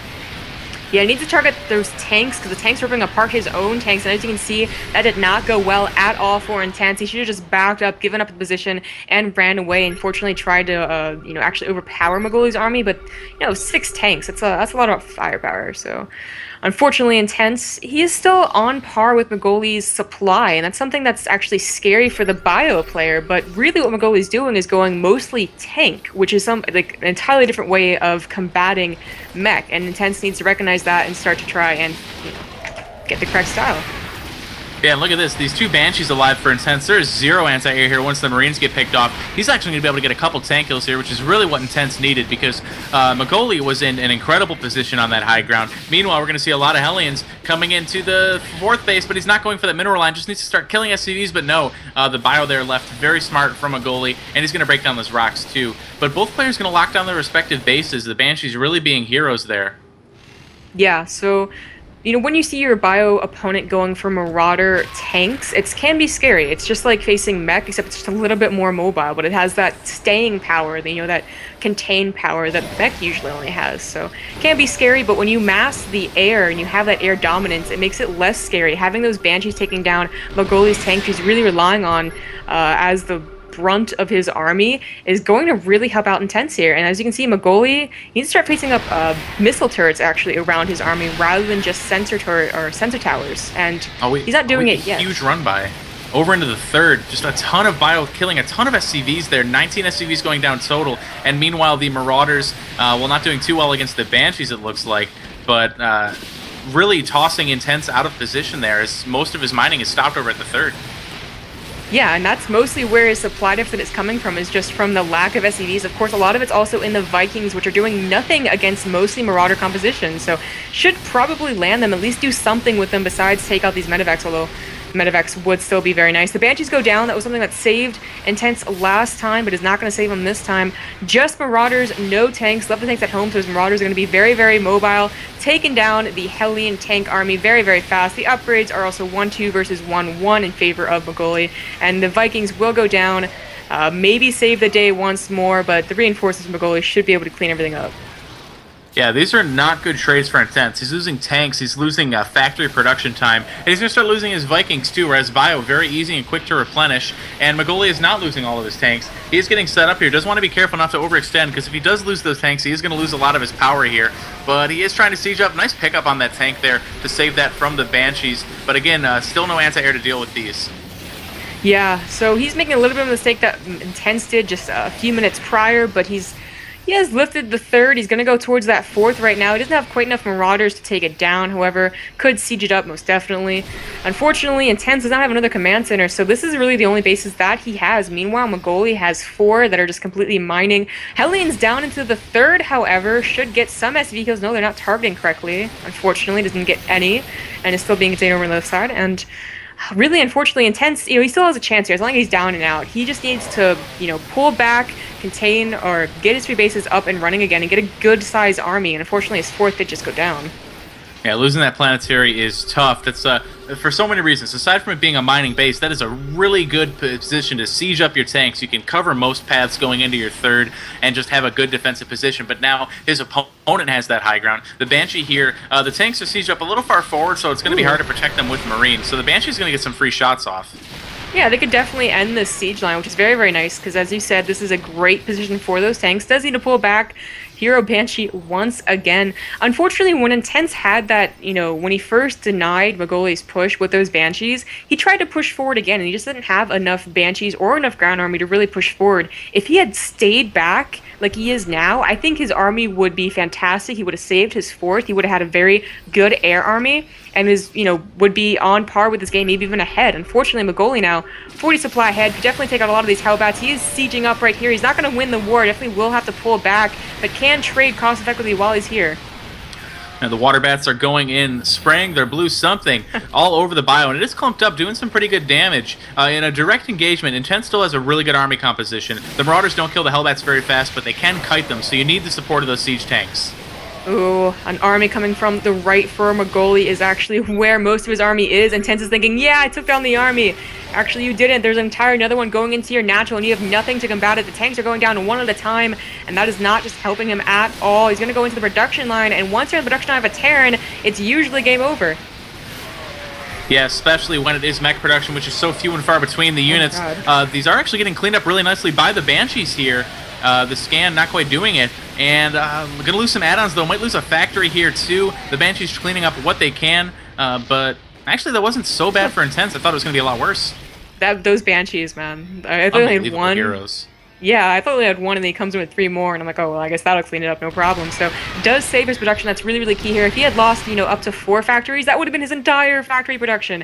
Also, key point here, Magoli just discovered that he had 2 starports with tech clouds on him. He's always going to go into majority Sky Terran. He's going to definitely be relying more and more on those Vikings. So, Magoli starts to need to add in Thors or try himself to get that air dominance. Yeah, it's gotta be a transition that you're going to be prepared for. Because either a lot of Ravens or those battlecruisers mixed in can catch you very off guard. And Intense is starting to lock it up again now. His 4th base is getting put back up. He's starting to go for some Hellbat drops, which is going to allow him to get some map control. And he might bypass this army that's going up to the top left side. Maybe. And I think it'd be valuable enough for him to lose that medevac. I'd be okay with it as long as he saw this army. Yeah, this Hellion will see it, but it's at the very last second. No, Magoli does pull back. He does have an opportunity to take out the 4th once again, or rather the 5th this time. Chooses not to take it. Intense is repositioning. Unfortunately, with this map, it's very hard to cover all positions. You can get a sick 3-point surround on the mech army if you set it up correctly. Magoli is taking down the left side, so that opens up Force coming orbital at the 4th. Will kill a lot of SCVs. Force once again. Intense reposition, and he's gonna wait until he repositions the wrong way, and then attack with that army that's waiting up to the north. Yeah, he's really using Bio the way it's supposed to be used against mech. Very mobile, attacking from different positions. We're going to see the Blue Flame Hellbats go into the mineral line. Finally, some damage being done here for Intense. 14 workers killed for him, but 47 for Magoli. Intense really needs to turn it around, but the supply differences are not that great anymore. Intense is starting to pick it back up, and if he can keep the aggression on Magoli's side, then he's going to be able to lock down the space, and the multi-pronged attacks aren't going to be as strong. Yeah, and remember, 18 of that supply is actually an SCV, so his Intense is technically up in supply right now when it comes to army. So that's very, very good for him. His Banshees are probably the scariest point right now. Magoli finally starting to add in those Thors. No additional starports, so he's not going to try and overpower the air dominance that is Intense. What are the upgrades currently? 2 vehicle weapons are going to be very nice at keeping those Banshees alive. He's actually going to engage here. Hellbats do soak up a lot, and they do a lot of damage. The Banshees are still only what he's been relying on, and they're just not good at attacking. And as you can see, Magoli just pushed forward with that. Yeah, I don't know if Intense is prepared for that push there. Magoli did wise up. He got those Marines in there to start dealing with those Banshees. And you can see that Intense is relying really heavily on those. And now the 4th base is going to be denied again. And the more and more this is denied, that means there's less and less minerals at the remaining bases. We're going to see another Hellbat drop over at the 4th base of Magoli. Going to do some damage here. But again, there's Bio left behind to deal with it. And the armies are starting to get unsurmountable for Intense here. He needs to get these tanks sieged up, but the Marauders are too good.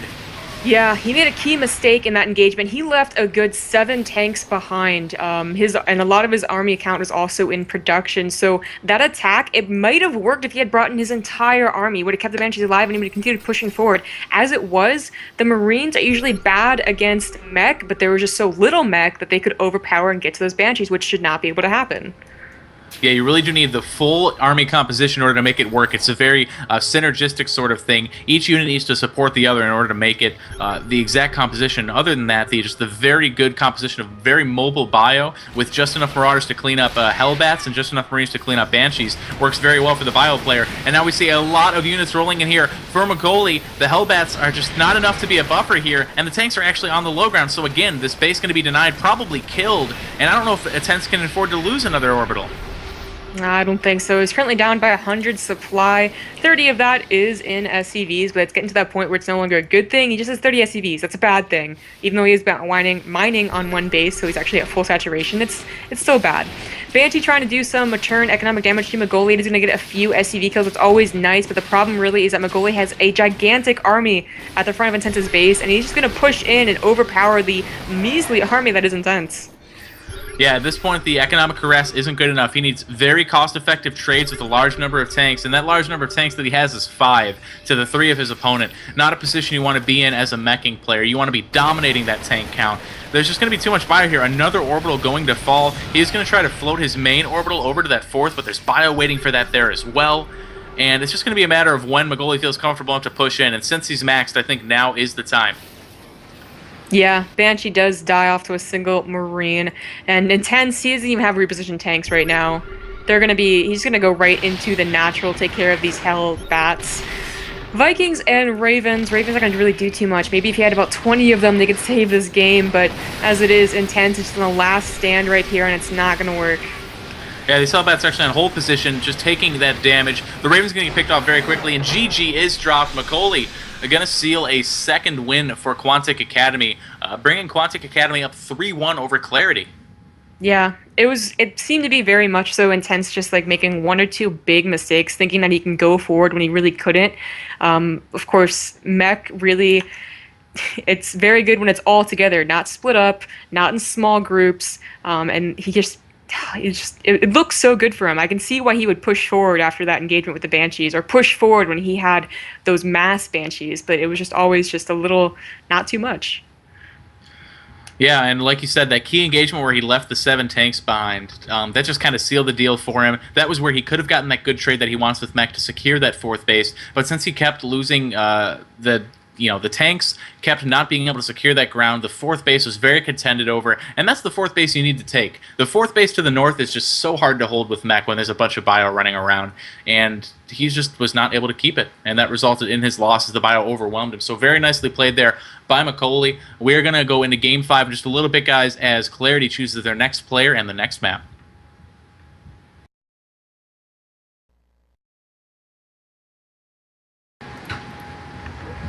Alright guys, it's time for our next game, game number 5. Of course, this is a best of 9, folks, in case you weren't aware. So the first of 5 victories will take it, but right now Magoli looking very strong. Will he be able to take out the Protoss contender for Clarity Gaming, though, spawning as the red Protoss in the lower right of his map choice, Whirlwind? He is Bales. And in the upper left, showing some very good games. I mean, the first game we saw from him was the TVP, and he played fantastic, so Bales might be a little scared here, but he's going to be the blue Terran for the Quantic Academy. It is Magoli. Yeah, it's going to be interesting to see, because I was definitely really impressed with Magoli for both these past games. But Belshir and Whirlwind are pretty different in terms of PvT. It's a little easier to deal with Doom drops and things like that. The 3 bases are much more centralized, as opposed to Belshir, which is just begging you to be double-pronged attacked. So Bale should be able to lock it down a little easier here. Yeah, definitely. A little easier. It's still fairly hard when it comes to drops. Of course, if Bale decides to go, for instance, that very far left third, that would just be... It'd be like it was Belshir. I mean, he just attacked third and Doom drop in the main, and that would be it. So hopefully he will take the one that's kind of on top of his main, so he'll have, more centralized defense than his teammate Bones. Bones was it? Yeah, both Bs. Yeah, both Bs. The 2 Protosses of Clarity Academy. I don't believe there's a 3rd Protoss. I don't know. I'll have to double check that for us. Just slipped my mind, but...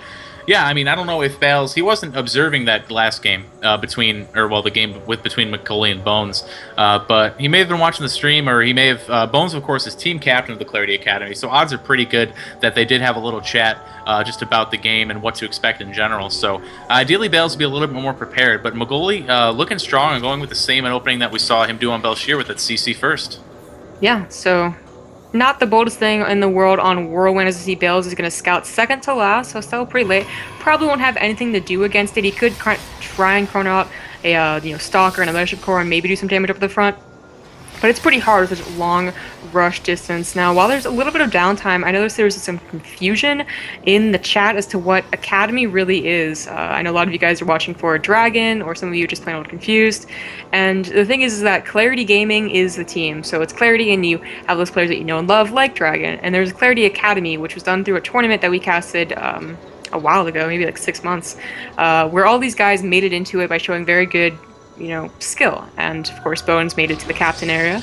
And then we have the academy team. If you guys see that on ladder, CG, AC, I believe, that's just, an academy team that everyone can join pretty much. You can apply, but almost everyone gets in, and it's just for funsies. And that is, 3 divisions. Yeah, definitely. And a lot of the purpose of these showdowns here is, we're going to see some good games. There's some money on the line, $100 that Clarity is putting up to make it, just up the ante a little bit. But it's also get exposure for these teams. Quantic Academy had a similar developing process. There was an academy tournament through which the best players were chosen to qualify onto the academy recently. Not that their academy is a new development, but in terms of adding players. So that's why we're seeing this here. And we have a lot of good players on these academies, and the good thing about that is if the academy players perform well and just really start tearing it up, they can move up to the A team and they can start getting that renown that they deserve. So before that happens, that's why we're having these awesome showdowns, some good matches and some good exposure for some great players. Well, actually, it looks like something very important has gone down. Bales has gone for a double Zealot chrono out, so he's actually kind of blind countering Magoli's 14cc, and it's definitely very good sense from Bales right now. Of course, he was probably watching that game versus Bones and knows he's going to go for it 14cc. The first Zealot does go down, only takes out 1 Marine with some good micro. Second Zealot is coming up. Now with double barracks, he does pump out just enough to fend this off. Maybe should have gone for that natural mineral line, tried to get the SCVs there.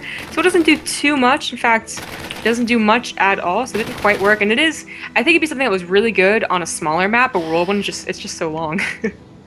Yeah, it's not a map where you really expect double Zealot chrono, which is something you don't ever really see in general, but especially on a map like Whirlwind. But maybe Bales might have been counting on that. Very interesting, though. So applied the pressure just a little bit, but it wasn't quite able to really do serious damage. We're going to see a very fast third from Magoli, as we've seen before. The Mothership Core are going to go across the map to scout here. Unlikely it's going to be able to pick off anything. Worst case scenario, it can recall back home if it does get cornered by Marines. But we're seeing a Stargate for Bales, and I'm wondering if he's going to go straight for an Oracle. Looks like that Oracle is popping out right now. It's going to be chrono boosted probably. No, just chrono boosting his economy currently. Not the fastest Oracle in the world. Of course, the fastest one is that 530 proxy, which is just, that would have killed Magoli outright. But very hard to proxy on a 4-play map, isn't it? Yeah, and that's something you can really count on unless you're really determined. Actually, a nice pickoff for that Mothership Core. Going to get the SCV just before the command center finishes, as well, of course, getting the scout on that third command center, which is very nice. So he's going to pull back, and this limited Marine count could be very vulnerable to the Oracle. And Oracle can take on 5 Marines at a time, and right now we've only got, a few on the map, but they're spread out. Yeah, so that is one bad thing about 14cc's. Of course, you do try and get that Marine count up in time for a normal timed Oracle on 2 base, and you will have enough. It's just going to be very hard keeping both sides alive. As you can see, Bales is going to go for that second Oracle, so he's going to be able to attack 2 positions at once, maybe even the front as well with that Leadership Core, along with any other gate units that he does have. It could be very effective triple-pronged harassment if he decides to go for it. Back home, he's not getting too much else. Just +1 shields could probably go into actually getting robotic facilities as well as traditional gateways, but this Oracle is heading off to the left side. Could definitely get a lot of kills if Magoli's not paying attention. Yeah, Oracle is one thing you got to be right away with. It's very similar to a Hellbat drop. If you're a second too late, there are 5 SCVs dead very quickly, and it looks like that's what's going to happen here as the Oracle gets in the mineral line. 3 kills immediately, going to get a 4th, a 5th, and likely a 6th there. Getting the SCV before it goes in the minerals, and just before I can complete my sentence, this Oracle has already done significant economic damage. We have a second Oracle flying across the map to join it. Exactly. Now, Magoli is aware of this. He has the Engineer Babe up and ready, so he's going to be putting down turrets to effectively deter the Oracles. You can still get a few SCV kills here and there around the outskirts of that missile turret, so it's not going to be a total loss for Bales. In fact, 7 SCV kills is already rather good, and of course, losing Revelation, I believe. Yes. Yep, the map hack spell. Yes, the map hack spell. Envision and Revelation both sound so similar. Blizzard, why would you do that to me? But yeah, that's also something very useful, especially on a map where you can do very effective drops. Yeah, definitely. And being aware of map presence on this map is very important. The turret on the mineral line going to chase away this Oracle. Do we have a turret in the main mineral line? Not quite, but we don't have any protection in the main, so if the Oracle does decide to swing around, could be another few kills there. This is an interesting style Stargate opener that is gaining more popularity. It was like really popular when MC pulled it out at that one MLG, like back when HOTS was first released. And IEM? Since then it's, or IEM, that's right. But since then, it's kind of fallen out of favor. But now we're seeing a lot more Phoenix Colossus compositions, especially from players like Hello Kitty, which didn't used to work so well. But now with the Phoenix range, it actually is not so bad. Yeah, and of course having that TL strategy guide made sure everyone on ladder would do it when Rain was doing it. Annoying stuff. Third CC is down. Now all his army from Magoli is off into that third. Nothing in the main base. The missile turret is finally up, so he did notice the lack of protection over there. Oracles could still kill things that are off to the side, maybe even go for this combat shields. They do kill Tech Labs rather well. Go for combat or Marauder slow, and he's going to go for combat shields. That's a nice pick off. It's going to delay it just for, another 110 seconds, which is quite a long time if he's searching to go for that very punctual medevac timing. Wow, and look at this. The Oracle's actually going head-on with the Marines, but the stim is a little bit too much. Oracles are pretty good against Marines that don't have stim, but medevac support, not quite. But yeah, it's very nice. So the Colossus is going to be extra effective for a while here against the Marines, and we're going to see Phoenix is starting to get mixed in here as well. So this is good to complement the Colossi against Vikings, as well as dealing with drops, which is something that we see Magoli has favored quite a bit in the last series, and was going for a double medevac drop prior to those Oracles invading his space.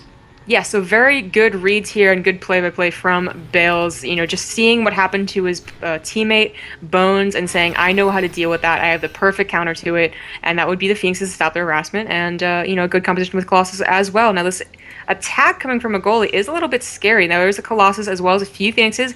Good force fields will be very important here. Maybe even catch a few Marines out for free. This will not do anything to the third base. He's going to try and get something. Pretty much gets nothing, though, and does have to run away. Nice force will take away some of the Marines, but not too bad on either side. Yeah, Bale's not going to overextend there. Magoli was trying to catch a couple of those Zealots out past that force field, but Bale's is quick to pull back. So just kind of a little bit of posturing here, denying, and the third base staying up here is going to be a very big deal for Bales. Getting that held means you can effectively transition into Templar, whereas if you're on two base, you kind of have to stick with just Colossus for a while. But Magoli's not going to let the pressure up. We have a lot of medevacs here, 6 medevacs on the field already. Wow, yeah, that's a lot of healing power. Not going to be, it's going to be very good for kiting those Zealots, which is, it's mostly Zealot-heavy force. Now, he doesn't have enough Stalkers, or not enough. He doesn't have Stalkers because the Phoenixes do make up that role of, attacking the Vikings and also taking up their shots. So it's still a very nice composition that we see here. Well, usually it would look kind of, lackluster in the air department. +2 will be finished for both players. No, just +2, +1 for Bales, 2-2. No, 2-1 from Magoli, too. Both kind of missing both the second upgrades. Yeah, no double forge here for Bales. Do we have that double eBay for Magoli? It looks like he does. Okay, there we go. The armor has been started there now, but a little bit later, not going to be that really, really crisp timing. And he scans there, sees 3 Colossus, does not want to charge up that choke. I don't care how many medevacs you have. It's not going to work out for you. We do have a medevac drop over on the right side that it will be quickly picked off by the Phoenixes if Bales gets wind of it, though. I think he already saw him and he just dropped him. Not sure about that, though. Combat Shields is actually not ready for that engagement, so Bales could have picked up a lot of those really low health Marines. Luckily, for Magoli saved most of them, and they will have that very needed health boost. +2 has finished for Magoli, and Bales is about to finish as well. Blink also on the way, as well as additional gateways. Both just going up to that late game. So last time we saw Magoli against a Protoss player, he was really powerful in that mid game, dropping everywhere, doom drops everywhere, multitasking all over the place. Now he's going to get into that position where it's going to be late game, and Protoss is going to be more beneficial for it. So can Magoli show us that he's still good at TVP even in the late game? Yeah, this will be his test here. From what we know of Bales, Zombie and I have been casting him personally during the Clarity Academy tournament. He is comfortable in the late game. He aims for that late game. And, oh, hold the phone. We got a drop here over in the back. The Phoenix is not quite going to be able to kill off the medevac before it gets the drop in. And the medevac does go down, but trading 2 Phoenixes for it. I still like that for the Terran player. Actually, need all these Zealots, too, forcing another warp in. Yeah, I actually take And an down Observer. 3 Phoenixes, an Observer, 3 Zealots, 4 Zealots actually. He's going to take on a Pylon, depowering both those gateways, wasted Chrono.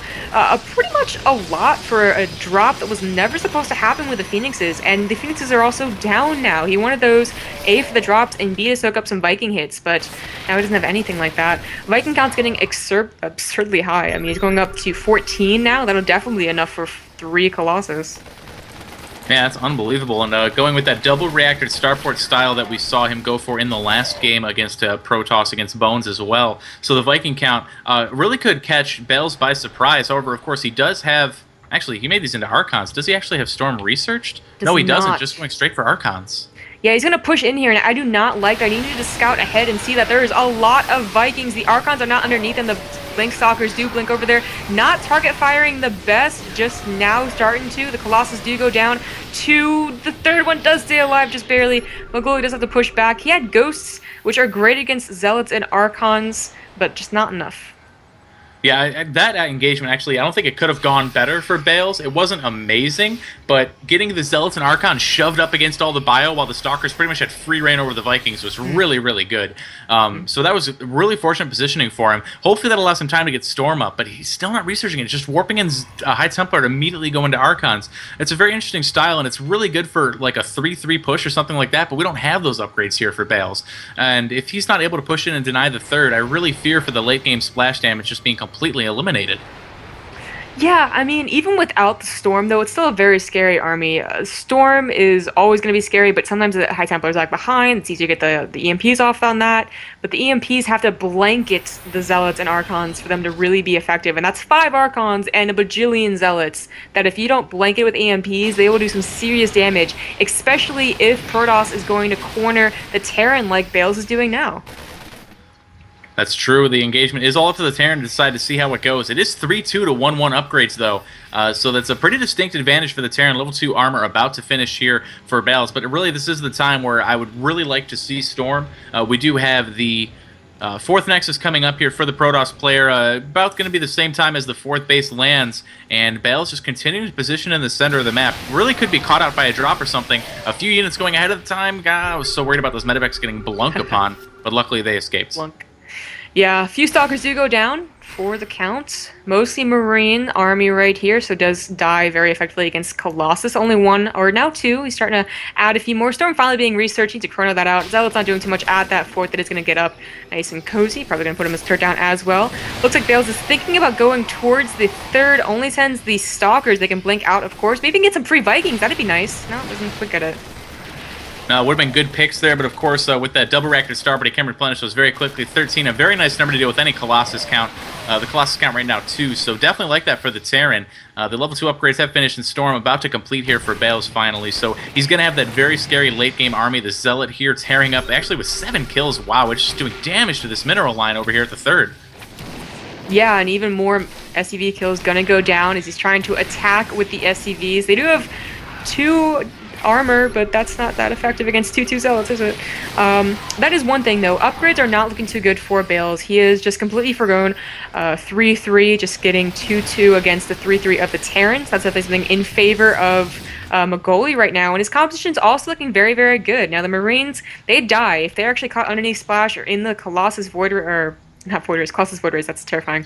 Colossus Raids, they do die very, very fast, but other than that, good EMPs, and if the Vikings are able to hit down the Colossus before this even happens, that'd be also the best situation for Magoli. Yeah, he's trying to get that good Viking positioning there on the high ground where the Stalkers can't blink, can't shoot. I just want to point out 35 workers killed for Bales right now, just through pure Zealot harass. That is completely insane. Actually, only 43 SCVs for the Terran. Magoli really wants to do damage. Fortunately for him, all the proxy pylons for Bales have been cleaned up, so it's unlikely the Zealot's going to be on here. But here, the engagement is going to come down. Stalkers blink away, so they're not going to be able to blink under the Vikings. However, Storm going to at least force the battle to go on. But we have cloaked ghosts. There's an Observer off to the right side. He's EMPing not a whole lot of units. He just used a lot of EMP on not a whole lot. In fact, not even the Zealots, the High Templars, or the Archons. So EMP to Colossus and some Stalkers. Not the best. Few Storms are left over, but there's just mostly no splash. That one Colossus is like, I'm the only thing you got, so keep me alive. Storms are off to the right side. They do get a few effective ones. Seems like you forgot about it until the very last second. Those coasts are so close to dying. Those Vikings got massacred by the Storms, leaving them easy fodder for the Stalkers. Oh, this is not a good position for the Terran army. The Zealots going to be able to close in. There's not enough medevacs, or they're not in the right position to evacuate. This is a brutal loss here for Magoli. That is such a good trade for Bales. Oh, he was all around the Terran army. It was just Stalkers, but that was enough with that 6 around. He's going to blink onto the natural, or the main rather. Not something you see too often, but very, very effective. And Magoli does GG. Look at that, Magoli looking so strong, and you know, he did damn well. He got 2 games off of the Clarity Academy, was taken down there by Bales, and just that was a really sick engagement there for Bales. That game was, I'm not sure where it was going. I was so worried about the late storm, but there was too much forward there from Magoli. He just backed himself into that deadly, deadly corner. Yeah, that was looking scary a little bit because of the lack of splash, but then he just backed himself into a corner, and that was like, Bales just like, thank you, and they're just like, he moved. Yeah, it's like, thank you for donating just like 15 Ghosts and 15 Vikings to these Storms, and the Zealots cleaning up everything else.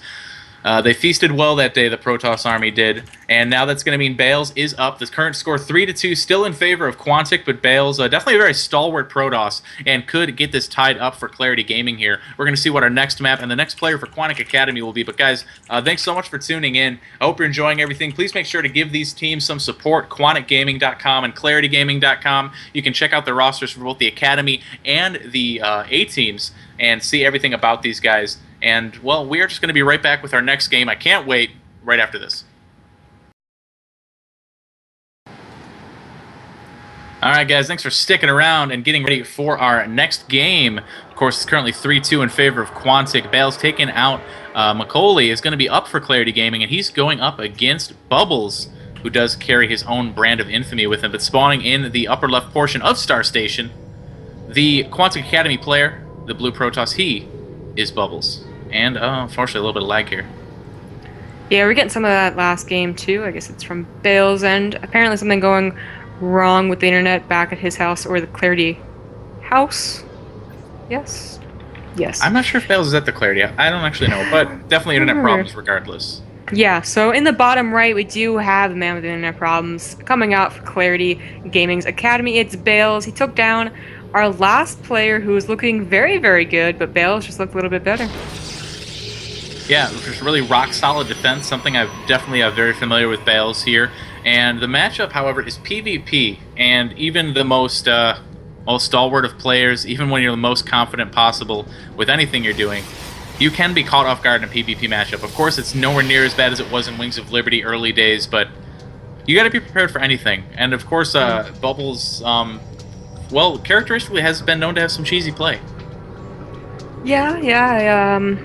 If you guys don't remember him from MLG, he was a little bit infamous on Reddit, probably mostly undeservedly so. He just played to win most of the time. And this is, by the way, guys, this is $400. Just a little add-in fundsy money for the person, or the team that wins, rather. I guess he split up that between a lot of players, but it's always nice. Yeah, definitely. Adds a little bit of spice to the matchup here. Of course, these players playing, to perform well, to get good exposure, get good in-house rankings as well. But the money is definitely a nice touch. So we are going to see just pretty standard openings. This map is spawn-wise, it's not cross-only. It is just no horizontal. So we are going to see these players check those vertical spawns first, but then immediately know where their opponent is. They're actually cursing us out. They told us there was vertical too. Just so happens that they are in fact cross. Bubbles and Bales both doing very similar things here, just a little 1 second off here and there. Second gas does go down faster for Bubbles, but Bales is very on his tail. Yeah, nothing too unusual at the moment yet. Pretty conservative, unless you're getting both your gas at the same time around 15 and fully saturating them. That's when you might see some really heavy one-base play. There is still the option for things like a 3-stalker rush into 5-stalker with Mothership Core or something like that, but only time will tell. Bubbles, I think, is trying to trick him out a little bit, but Bales is scouting in the base and saying, you don't have a forge, you can't trick me, put that pylon away. Look at that. That's pretty meta. I haven't actually seen something like that before. He's metaing himself. He's metaing the meta that I can't even, it's too much, it's too deep. It is. But luckily Bales is scouting, and I just, it's always funny when you have that moment where they try and, trick you, and you're like, oh my god, and then you look back at your scouting probe, and you're like, oh, alright, just stop it, you're silly. all the time. Mothership Core is going to be out a lot faster for Bale, so we could definitely do something with that. Yeah, if nothing, at least scout. You know, for 1 second, Bales was like, "You motherfucker!" I knew it. I knew it. But then the pylon did get canceled. But the Mothership Core, yeah, just gonna come look. At the very least, it'll look for proxy pylons. Ideally, try to pick off the probe if it's trying to hang around, look for another scout. But nothing too much can be done. A lot of times in PvP, we will see the Mothership Core, like each person's Mothership Core ends up inside the other person's base at the same time. Are you kidding he's me? Gonna see the probe. Oh, are you my kidding goodness. me? This probe is done. Oh wait, needs to do some stutter micro. He's just like following it. He doesn't even care. He's like, I see you. Okay, so that's very interesting. So back on Bubble's side, he's going up to 3 gateways at probe, just going to do something, but not any longer. I think Bales' probe just barely saw it, because that was like, who does that, right? Like, just send your Mothership Core right over there. So I'm thinking he saw it just barely. He's also getting a Twilight Council. He's getting Blink. He's going to get 2 more gateways. So it's going to be Blink versus just plain old 3 gateways. And, you know, Blink does win on that. Yeah, but you do have that vulnerable period where the other person's gas is into more stalkers than yourself, possibly, depending how the Chrono Boost is spent here for Bubbles. We do have the Warp Gate is finished. Do we have a proxy pylon anywhere? We have one right in the center of the map, not too close, but Bales needs to retreat up his ramp and not be caught out. His Mothership Core needs to survive. Oh, he needs to keep that Mothership Core alive. He's actually engaging this with the Zealot. I think he should pull back his Mothership Core and buy time. It looks like he's trying to push forward, thinking this is only going to be 3 stalkers, but no, what is he doing with the Mothership Core? He's got at least time warp to buy himself some time. Mothership Core is Okay. going to go down. He's going to just slow down the stalkers a little bit, but not enough, and this is the scary part. Blink is only halfway done. The gateway's just coming in, and the time warp does go down for Bubbles. He's coming up here, and this is just such a dangerous position for Bales. Luckily, the pylon is very far away for Bubbles. He needs to pull some probes to help this out, and he does pull a lot of his probes. Only a few are left for those for intaking those minerals. He needs to wait until Blink is done. When Blink is done, he can actually maybe do something with these stalkers, but he needs to buy time until then. Losing that Mothership Core hurts. He had enough for a cannon, I believe, or would have had enough if it had gotten back into his base, and this would have really, really helped out. Unfortunately, he's using a lot of probes. I think Bubbles did just see the working Twilight Council, so he knows that Blink is on the way. He's on a timer, but so far he's doing very well. Yeah, and there's a lot of probes lost. We have 7 workers killed here, 4 Bubbles, 22 to 19. It's not a massive probe lead, but even when you have Blink done, if you don't have a lot of stalkers, it might not work. Blink is done here, but with all those probes pulled and some of them lost, he just can't reproduce his stalker count quick enough. There's some nice micro going down from Bales, however, keeps 1 stalker alive while the other ones do significant damage to the stalkers. They're attacking nothing.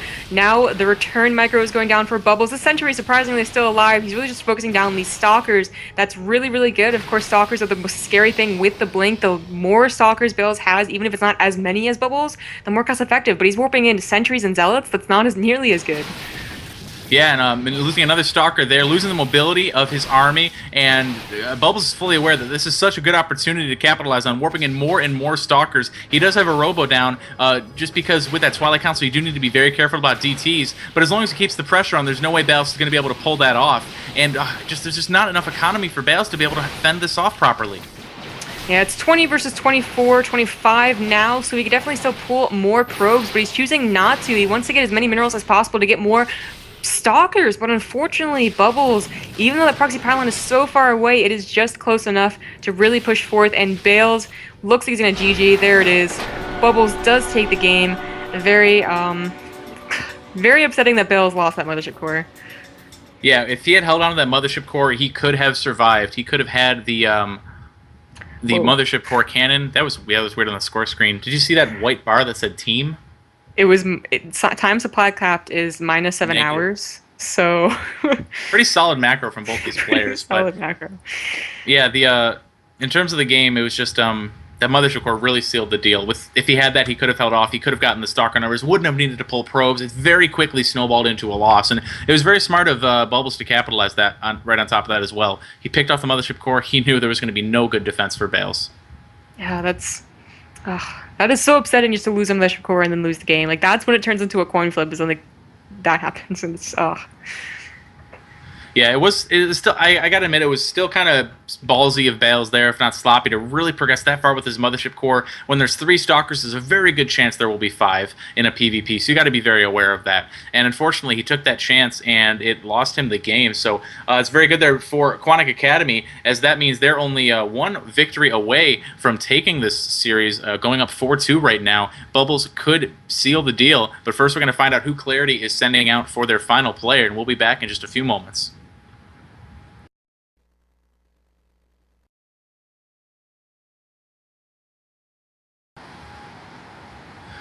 Alright guys, welcome to what could be the final game of the Quantic Academy and Clarity Gaming Academy Showdown, as we see Clarity Gaming setting out their final player who could very well be their ace in the hole. It is the Terran Bad Cop going up against Quantic Academy's Bubbles, spawning in the lower left, the Red Terran and Clarity Gaming Academy's last hope. He is Bad Cop.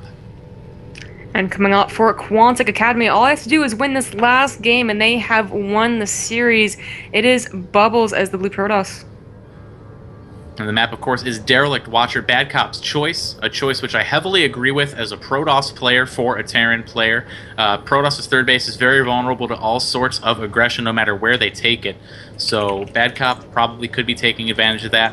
He's definitely known to do very powerful drops, kind of similar to what we've been seeing from Macaulay in the last couple games where we did see him before he was knocked out.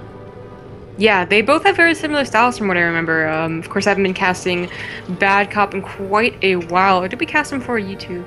I don't remember. Damn. Oh, Actually, well. I don't remember either. We did. All right. All right. Oh, Curran, you're so useful behind the scenes. Yeah, but no, you're right. He has a very similar style where it's like, it can be very drop heavy, but mostly it's just like the presence of his game, like it's always in your face. You just simply get overpowered, not by usually by sneaky things. It's just, he's good, Yeah, I definitely agree. He's just across the map a lot. There's never a point where, right now, if we hold on his vision, this is probably the last time that we're going to see no red on the other side of the map. As soon as we start to get some army active for Bad Cop, he'll probably be over there. Bubbles PVT I'm actually not familiar with at all. Most of the games I saw from him where he made his latest largest appearance, which was that past MLG Spring Championship, it was mostly PvP, at least the notable games were. So I'm curious to see exactly his style here. Yeah, so will be new for us. Can't say anything too soon. Double Gas is coming out. She fills up with 2 workers each. Nope, 3. Nope, 2. Just 2. So that Mothership Core will be coming out soon. And you should just expand off of this. Now, is this a map good for anything that you know of? Any all-ins? What have you? Well, I don't hate the 1-base blink all-in on this particular map. There's a lot of room where you can definitely manipulate a Terran. If Bubbles does decide to go for that. We do have 2 gases here that just got fully saturated now, which is relatively quick. Usually you'll stay on 2 until you get a Mothership Core. So he could be going for a Twilight Council off of this. Alright, so things might be getting a little bit cheesy. I'm not sure. Bad Cop is getting a Reaper, however, so that's going to be very, very good at scouting, especially if he keeps it alive for extended periods of time. If you can come back up there at 5:30, usually you can catch everything that's going on, which is really, really nice.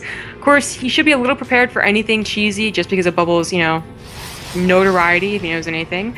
Seems like he is preparing just to be playing very, very safe. CC on the high ground, followed up by that reactor. Should be walling off the front as well, and he is. Looks like it's going to be a proxy Stargate that is right in front of the Reaper. That is an interesting proxy location. I don't think I see things proxied in the center of the map much, but look at that. One thing this Reaper is definitely good for is scouting those proxies and engineering bay over at the National for Bad Cop. And, geez, yeah, this pylon might even go down, to this Reaper right now. It's going to go down before the Oracle goes down, for sure. But the Stalker has been chronoed out. He's like, get over there, get over there. He's running. But the next pylon, it's not going to go down. So Bad Cop, yeah, it takes down 1 pylon. It's always great, but he's going to need to have some defense back at home. A lot of Marines, more than just the 2 that he's going to have. Maybe even an engineering bay early. I remember the last time we casted, I forget who it was, Quantic Academy. They had a guy that, almost all killed. And he played super, super defensive, super safe. And he won against a 5:30 Oracle. And was perfect defense from it. And he had an engineering bay up, so Bad Cop should be doing that.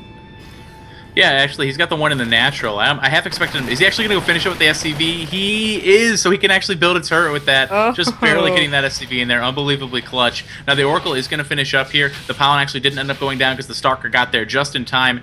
There aren't actually enough Marines to deal with this, so Bubbles charges right now. Bad guy could be in trouble. That bunker is not going to finish in time. Oh, 2-1, one Marine down, and the bunker doesn't even finish. The Reaper's like, I can't do a thing here, guys. I need some help. Second Oracle is also going to be out on the way. Now, luckily, this Oracle has run out of energy. That is one good thing about Oracles, that they do run out of energy. Would be terrible otherwise. 2 more Marines are popping out, as well as a Widow Mine. Of course, Bubba saw the factory, so he knows he needs to be careful of this from now on, but you can never really judge where it is. Could be somewhere very obvious, could be somewhere very not obvious, and he does just completely bypass it. Man, in this case, he's just going to be able to go for that mineral line. Of course, that turret is there, but it's not really protecting the left side, so the SCVs on the sole remaining gas geyser, well, the only gas geyser at all, is going to be, they're going to be completely harassed out here. Going to force the Marines out of the bunker. As long as the Widow Mine's at the front, he can defend against the Oracle. They do one-shot Oracles, but so many kills on this Oracle right now. Yes, going up to 6 right now, so 8 workers killed in total. Of course, a lot of Marines also went down. Need to start reproducing those SCVs quickly. Bubbles is getting a Nexus behind this, as well as 2 more gateways. Could be going to a Robo as well. 3 Oracles now on the field. He's going to get a 4th. He's really taking advantage of the fact that Bad Cop does not have a lot of mobile anti-air. I mean, Oracles are going to absolutely tear apart just 6-7 Marines. You know, I would really actually like to see Bubbles try to sort of camp the factory here. If he can pick off the next Widow Mine that comes out, that's going to slow Bad Cop down so much. Bad Cop just now breaking a supply block here. 4 Oracles out right now. This is like a deadly number of Oracles. He needs a good Widow Mine hit. I mean, these Oracles could take down this bunker. Yeah, he could bust the front. He's not going for that, although that was definitely an option. He could probably just bust it with these 3 gateways now that I think about it, but he's not going for it quite yet. Just getting pylon back there. Yeah, Bad Cop's kind of in a rough position because right now it's not that he's doing any more damage, that his economy is just not great compared to Bubbles, who's really getting up there. His supply depot will go down, unfortunately, so he's going to need to build another emergency one. Stim has not yet been started. He's actually forgetting that he doesn't have enough minerals and gas, but that's something that happens when you're in this type of position. You start forgetting very basic things like Stim and like SCV protection. Yeah, when you're in that panic mode, you got to be so careful. The Stalkers here are going to pick off a second supply depot. We do have a Void Ray coming out now for Bubbles. So this is a really interesting contain because he does have a Nexus behind this, and he is able to macro out. It looks like he's going to try to charge, not really charge, but at least lure him into the Widow Mines. Not quite going to happen, though. Is that Widow Mine going to get picked off? No, but the Oracles do have Envision, so it's not going to be hidden. Yeah, he does go ahead and take that down.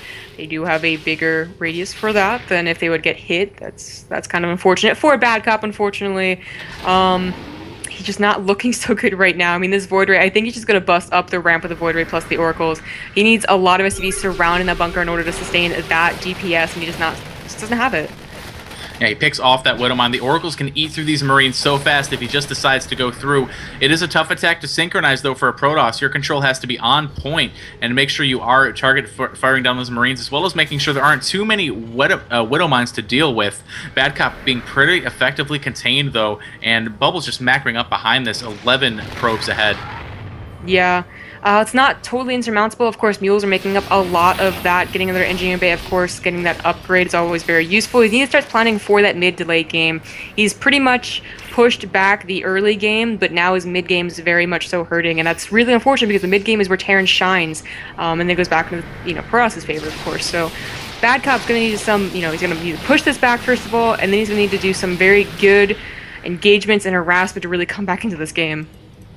Yeah, the first step is going to be breaking down this ramp, though, and it's going to be really tough. Envision activated again on the Oracle to make sure the Widow Mines get picked off. There's actually only 1 Widow Mine remaining now, and that's all that's really stopping Bad Cop from being run over. That and just the fear of Bubbles not really knowing what he has up there. But the armor supply 46 to 43 with a lot of Oracles and just pure Marine on the ground with no combat shield or anything.